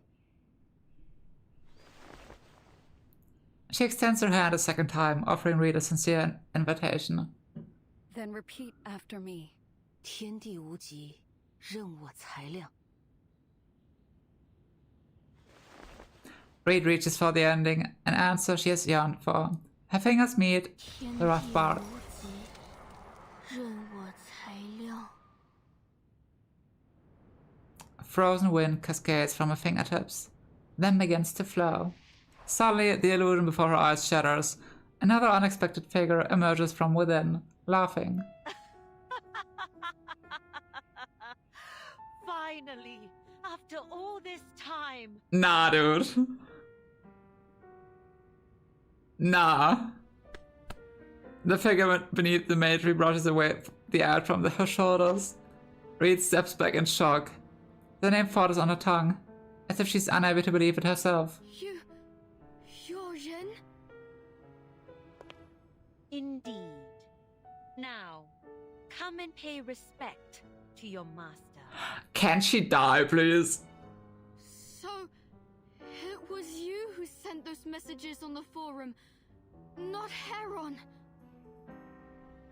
And I've just... I hate this. Reed staggers, the depths of her mistake striking her with the force of heavy blow. Mazarin's smile grows mad and overwhelmed, unconcerned by her fear. There's no need to be afraid. I may have used Paper Heron's name to bring you here, but I did not lie about the method of longevity. I will guide you to it, if you wish. What the heck is happening? She reaches for Reed's forehead, but her head means nothing but air. You did all this to bring me here, just to make me your student. Wow. Why?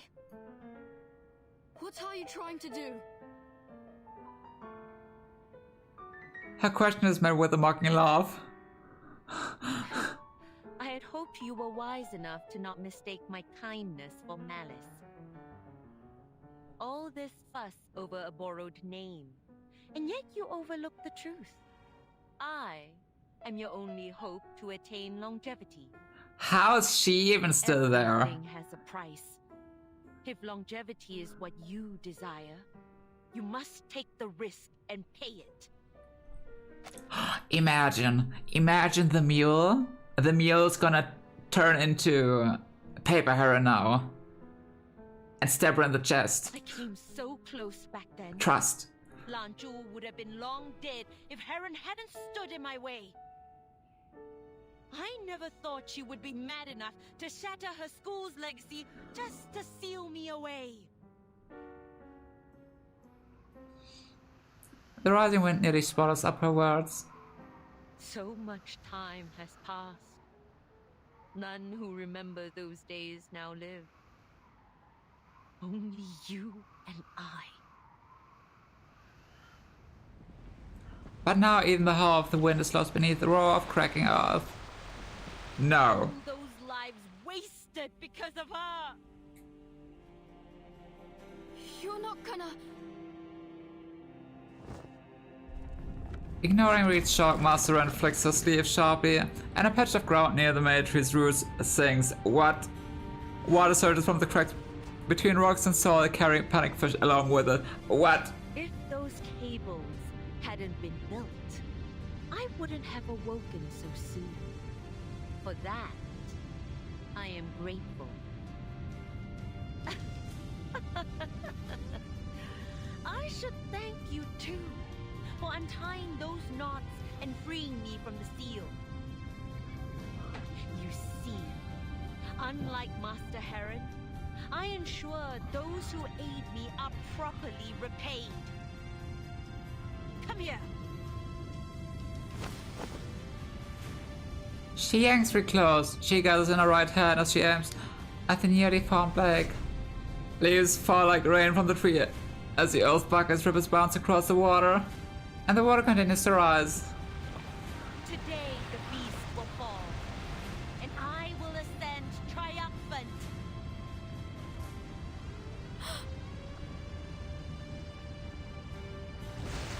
The lake overflows, soaking the parched yellow grass around it. The chaos of the scene matches the mounting panic surging through Reed's body.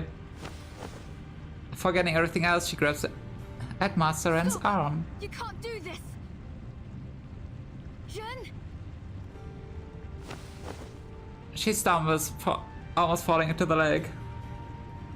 Just as the vision showed, Leandro's eyes were once awake at this very spot. Now, after centuries of slumber, it awakens. I can't let her! The wind cries. Destroy the city! A gale rushes toward the center of the lake. Sighs and awning spikes through shingles. Everything the wind touches is pulled up in the rush. Do something! What's even happening? But you can't reach her. I thought we had the worst over. It's too late now. Oh, thank you. Oh. The queen has arrived. Somewhere in the groaning of the wind, she catches a faint, familiar voice. Every creature, whether beast or man, wishes for more time in this world. Exactly, Domerico. That's what I'm thinking. But know this. Those at their peak will decline, and those that have fallen will rise. For it is the way to take from those in excess and give to those who lack. When Manchu sleeps, the world around it thrives. When it awakens, the world falls into ruin. All is in balance. Good. The workings of heaven remain constant. There is no need to stop her. Okay. Keep going, Ren. Have fun. Reed doesn't answer. She voices herself forward. The grass blades on her head, bending flat against the fierce wind. She strains with all her might, but Master Ren has already raised her hand, ready to strike. It's too late. The beast ends today. And your mission with it. I think you end today.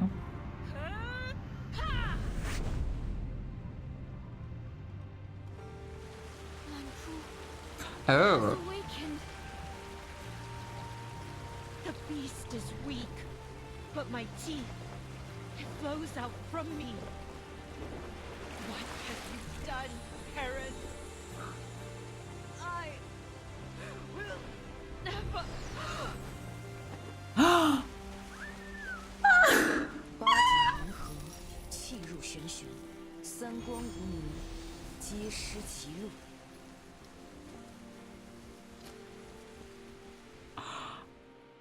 Oh, that was kind of cute. I didn't know she's the fluffy moth.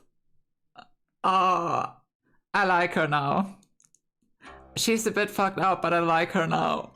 I like fluffy moths. That's cute. That's cute.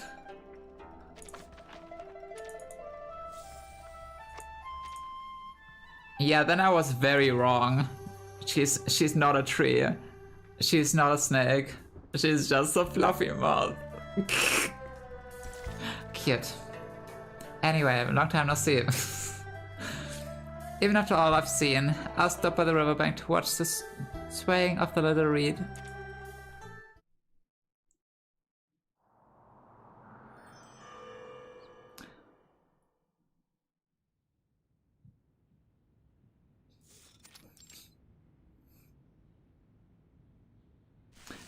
The rising mist blurs everyone's vision, including that of a terrified fleeing critter.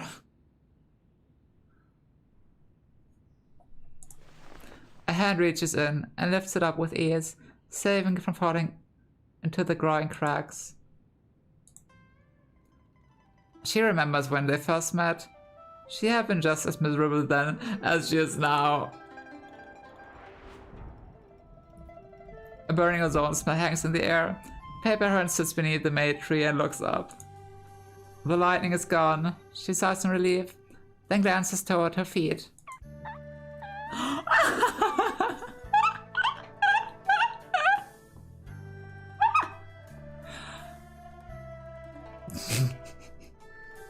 She looks like a roasted marshmallow. That's kind of adorable. Also, I like how she got degraded from Yao to Critter. Oof. A black fuzzball, weakened from multiple lightning strikes. Paper Heron looks down at it, pity welling up in her for the creature despite everything. Psst, psst. My master always said we should remember the good done to us and find ways to repay it. You drew that lightning to the May tree and freed me from my seal.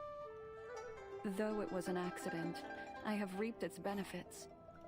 And for that, I must give you my thanks. Oh, so that's how it happened. I have nothing of value save the method. Here. Now, be on your way. She releases a struggling critter, and it runs swiftly into the distant grass before vanishing from sight. Paper Heron raises her head. Another figure is walking toward her through the mist.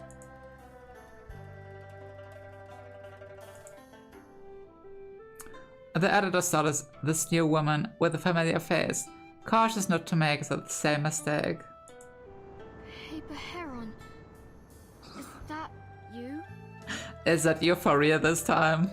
Is it really you? The Beale's like, no, I'm the real paper heron.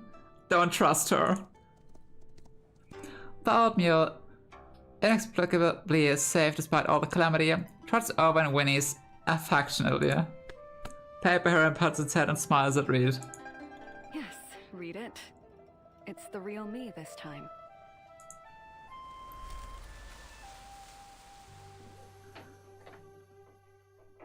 Beautiful.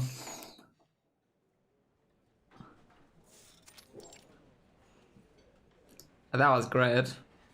The restaurant by the lake is only just open for the day, but it's already packed with customers. Visitors are willing to pay extra to see this new lake that appeared overnight. What did I tell you? This place is blessed. So many bright talents. Yeah. See those reporters? We're gonna be on TV. Awesome. So much for peace and quiet. We're gonna be famous. What's so special about an old tree and a lake anyway? Now that's someone who doesn't respect nature and history. Look on the bright side. Uncle Lee's been thinking about getting into the food business lately. With all these visitors, I bet he'll be moving into a big new house in no time. Isn't that right, Lee? Lee. Sure is. When I've got the place settled, I'll have all of you over for a night of mahjong. We'll be there, and we won't go easy on you at the table. Do your worst. Ha ha ha. Guests at the corner tables take turns, stealing conspicuous glances in that direction. The waiter hurries over and sets down a plate of fully roast chicken. Thank you. Thank You you. on a visit? You don't look like you're from around here. We've been getting a lot of visitors lately. Just a heads up. Watch out for the tourist traps, eh? Some of the souvenirs in the gift shop are pure rubbish. Okay, thank you. Ah, just look at that sword. Exactly what I mean. It's a shame. Better off spending your money on local cuisine, I'd say. What sword? May I take a look at it? Appreciated. We just tried the duck and snail stew. Maybe Baljung's fish next. Yep. That's... I mean, now it looks like a nice dagger. I like it that way. The waiter turns away. Paper Heron taps the sword gently, but any sound it makes doesn't rise above the shadow of the restaurant. She lets her hand linger over the fractured blade, then picks up the conversation. So, what did you want to tell me, Reedy? Reedy?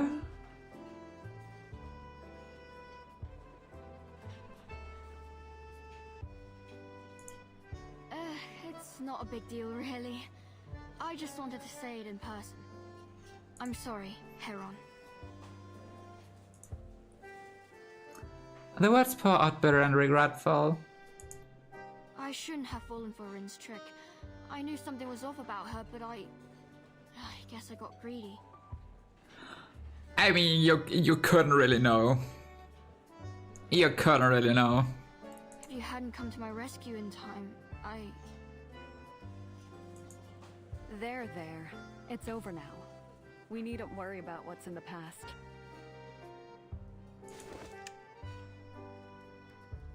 She picks up the sword playfully, waves in her hand, then sets it down. Long ago, tea flowed strong in the world, surging and rolling like ocean waves. But now it is quieted. It no longer has the force to shake the plains or topple mountains, and the spells drawn from its power have lost much of their might. Lanzhu's power is much the same. That's why things didn't go Ren's way, even though she awakened the beast. When Lanzhu was strong, Ren could draw out its qi to strengthen herself. But the flow of its qi changed course. It draws in qi rather than letting it flow out. A necessary balance. This is the way. I see. Lanzhu is unlikely to cause any disasters for a long time to come. You needn't worry. She leans forward and offers a hand to comfort Reed. Thanks to you, everything's finally settled. Though, I can't help but take a little of the credit. I did do my best to guide you here. Hold on. So, then you really were the one who guided me here. You wanted me to set Rin free from the seal? Paper lets the question hang in the air, offering only a knowing smile at first. Then she speaks, her answer delicately prune and insightful. When I saw your post on the forum, I knew that you were a Yao, but I couldn't be sure of what you'd do until you showed up in person. Just like Mayfly, I knew you would take any risk to find the method, and I realized Ren would seize on your desire and exploit it. You wouldn't be put off by what you saw in the wind knots. I knew you'd see it through to the end. So when Ren took my name to approach you on the forum, I didn't stop her. Just like I didn't stop her from releasing Lanzhu. She would only be returning Qi to its rightful place, not disturbing it. She's so big brain. Her voice drops. After a brief pause, she continues. One gains, and the other loses. In the end, what's lost returns to where it is needed, and thus, balance is maintained. Yeah, she has so much knowledge about Qi. Oh, a fly. Were it not for your resolve, none of this would have come to pass. And because all who took part in this, you, Ren, me, stood by each of our choices to the end, what started hundreds of years ago could at last come to its rightful end. So, one question though. What happened to Shanghai Wang? What happened to my boy? Oh. Did my program die? It did. That's impressive. That's impressive. 1 second. That didn't happen in a while. I'm impressed.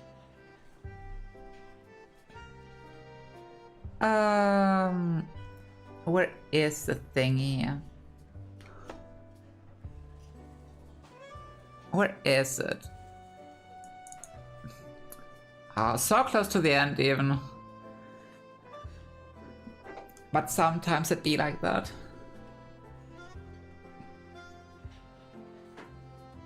Almost back. Don't worry. Don't fall in panic. I'm almost here again. One moment. And here we go. There we go. Hi. What's up? So you see, there's no need to apologize. All unfolded as fate intended. Yug. I see.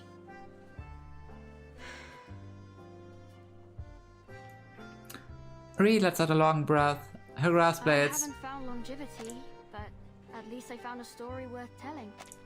Her grass blades wilt on her head. No. That's good enough for me. She can't hide the sting of regret in her voice, but she buries it as best as she can. Yet paper her and seizes on it. There's a little more to it, actually. Oh? In the spring after Mayfly's death, a green shoot grew from the place where she last stood. Ah. When winter came, it withered. But in each following spring, a sprout grew anew. You mean I'm... Called it. In a way, Mayfly's wish has been fulfilled. I called it. I'm happy. Yeah. I like this little epilogue. I mean, visually I enjoy Mayfly's visuals more, but she's nice. She's nice. And I'm glad Mayfly gets to live on in some way.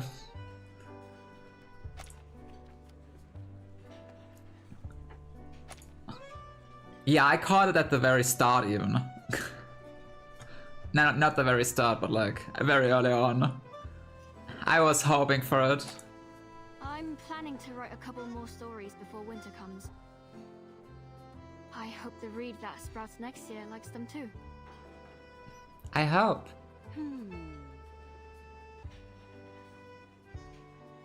She frowns playfully. I must say, you're quite inquisitive for a read. You'd likely make an excellent Taoist. Were you born in my time, many would have wanted you as their student. How about How about Thanks for the you? offer, but I've always wanted to be a commissioning editor. I think I've had enough of Taoism for one lifetime. Understandable. They both laugh for a long while. Recomposes herself first. She thinks for a moment, then extends an invitation. But how about we take a walk around the May Tree again? Sounds good.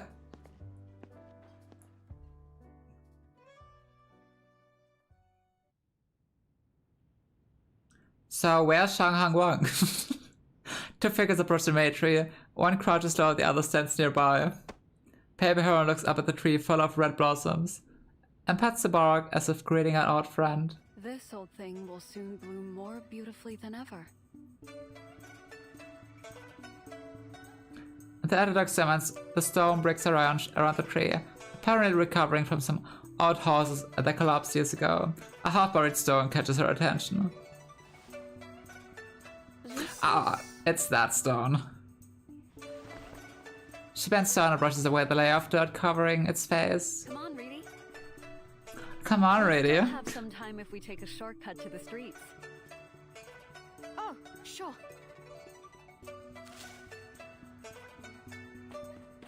The editor runs a few steps to keep up with her companion. I gotta report back to the office soon. Tomorrow, or at least by the day after. What about you? What are you gonna do? Paper Heron tilts her head, gesturing toward the tall building in the distance. I'll keep traveling. I seem to have missed a great deal over these last centuries. Oh, you did. And, you know, my taste seems to have restored a little. Perhaps Ah. I'll search for a place with good food and stay there for a half month. That's great. I'd love to join you. If I still have time, that is. You'll still be on the forum, right? The same account? Of course. And there's a friend I'd like you to meet.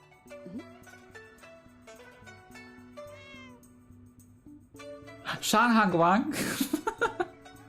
The lake lies quiet as the wind laps gently over it, now a place where small creatures can gather to rest beneath the shade.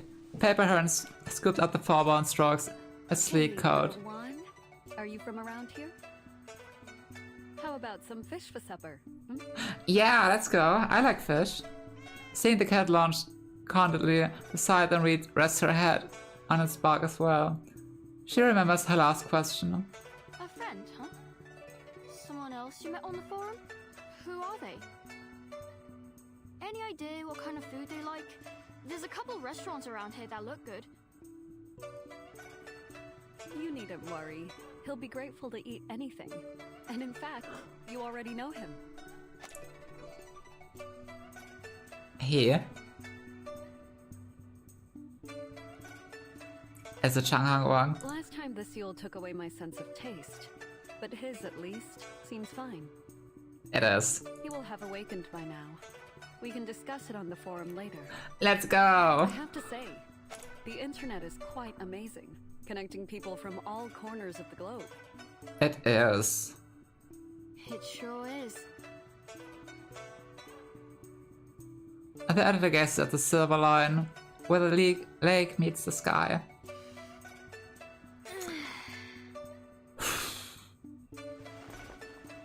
She raises her arms, stretching her tense body. So I got all worked up for nothing. But I guess I shouldn't complain. There's no cataclysm, no raging beast. Just a tree, a lake, and a gentle breeze over a quiet little path. Yes. Indeed. Indeed, indeed. She watches the fish as they bob up from the lake, surfacing one moment, diving deep the next. One jumps up and vanishes away the moment it hits the water. It was all but a splash in the pond.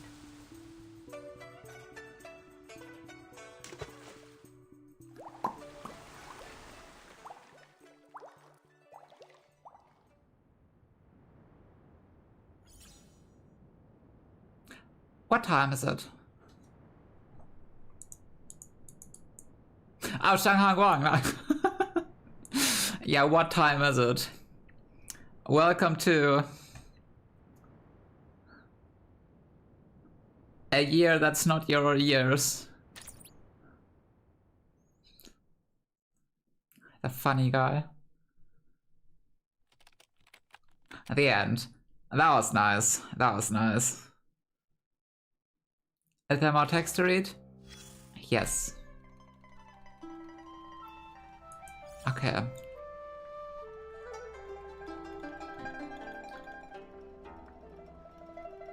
They're yapping again.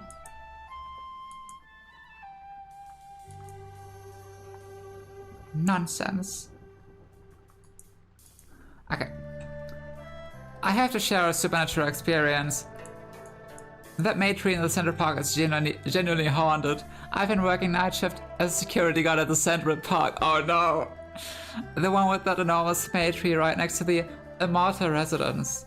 One night I woke from a nap and spotted a mule staring at me outside the security room. Not the mule!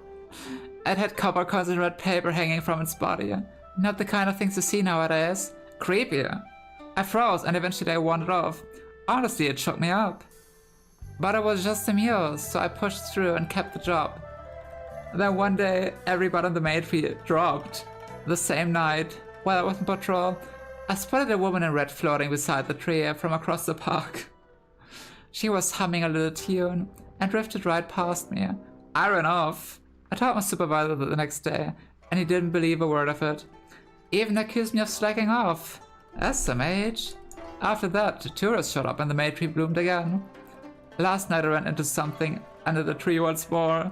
This time it was a long-haired man. Shanghai Guang. I heard him murmuring something about sleeping too long and asking what time it was. Scared me half to death. That's so funny. I've always thought that May tree looks like a core of an array. Something sealing away a powerful evil. The blossoms falling means the array has broken. The tree blooming again means the evil energy is surging. The further from the core, the weaker the seal, which is where the mule appeared, at the outer edge of the park. Does anyone know anything about those two evil spirits? I doubt they'll be easy to deal with. Is something terrible about to happen at you, can't you? Trust me, the worst is over. Breaking news, officials have sealed off the Central Park. They say they're investigating arcane matters. I knew it, something was really there. Nonsense. Shanghai Guang. The blockade of Qi between heaven and earth has been cleared. The last of the longevity sword Qi has been channeled into the May tree. Everything has come full circle. May that old tree flourish for another 1,000 years. Very nice, very nice. And that was it, yeah. Yeah. Are you winning it? Yes, I'm done. I've just finished. And I have really enjoyed it. But that's the thing with the China updates. They are really sitting on their own, not including any Manus activity. Like, Manus Vindictia are not here at all. It's really its own story. And somehow I'm really enjoying the China updates. The Knights of Zaptia was awesome, great. It was very wonderful. But yeah, music, chill out. But yeah, I've really enjoyed it. I've really enjoyed it. I mean, I really like Manus Vindicta, but I really like when they're also not involved and the story can develop on its own. And that was a good read. I've enjoyed it. I like the characters. Basically almost all the characters. Even Ren who was a bit of a weirdo creep, had her goals, which were understandable in my opinion. So it wasn't some kind of bullshit enemy. That was great. That was surprisingly very good, in my opinion. I don't know what others think, but I liked, yeah. That was very good.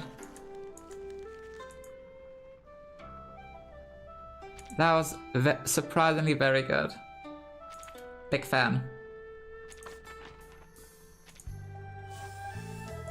Yoink. And now I can finally grind to get paper hair into max. And finally get a Psycube. I need it. And buy out the shop. I can grind it now. And that's awesome. Oh yeah, let me get this. What are we getting today? Well, that sucks. Anyway. Anyway. Oh, it's you. I'm still settling in.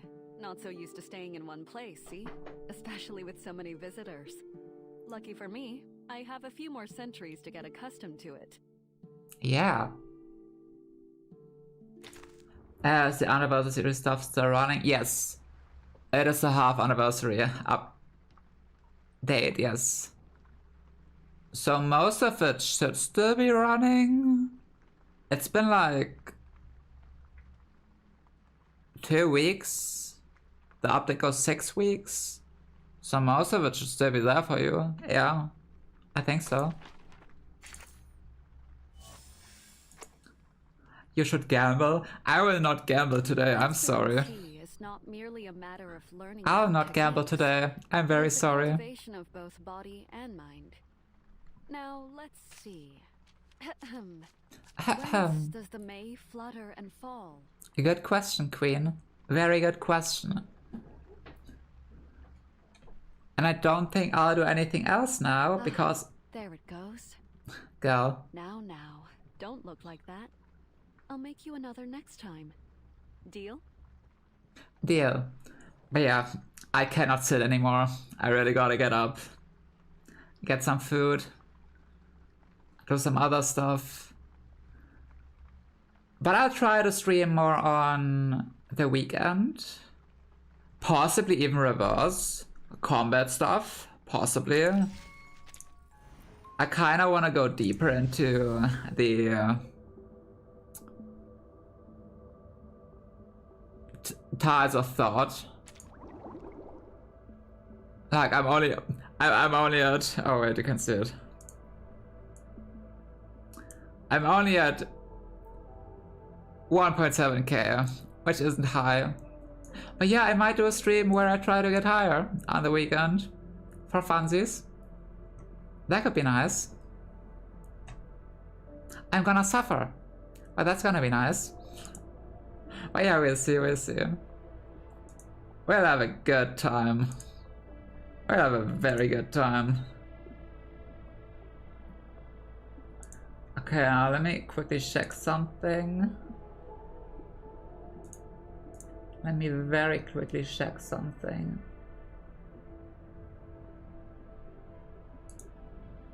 Yep.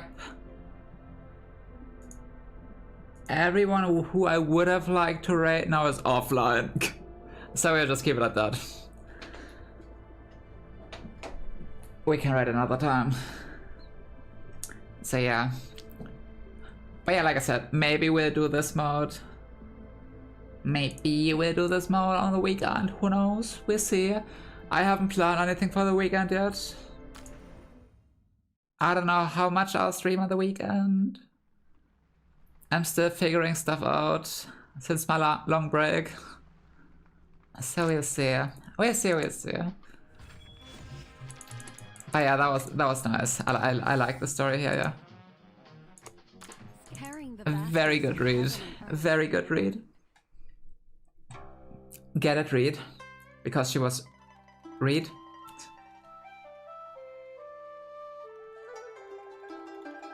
And funny. Anyway. Star Gaming.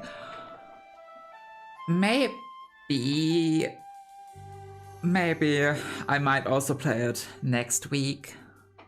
I'm unsure. I'll see. However I feel. We'll see, we'll see. We'll see.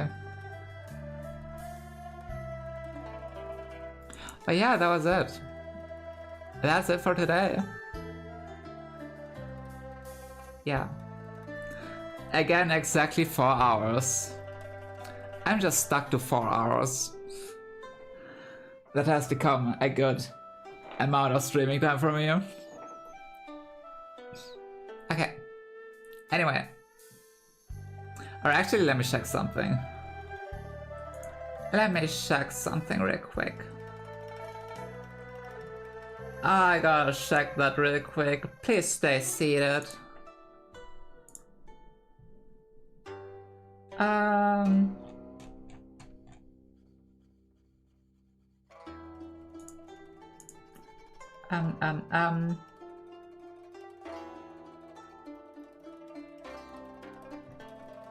One second.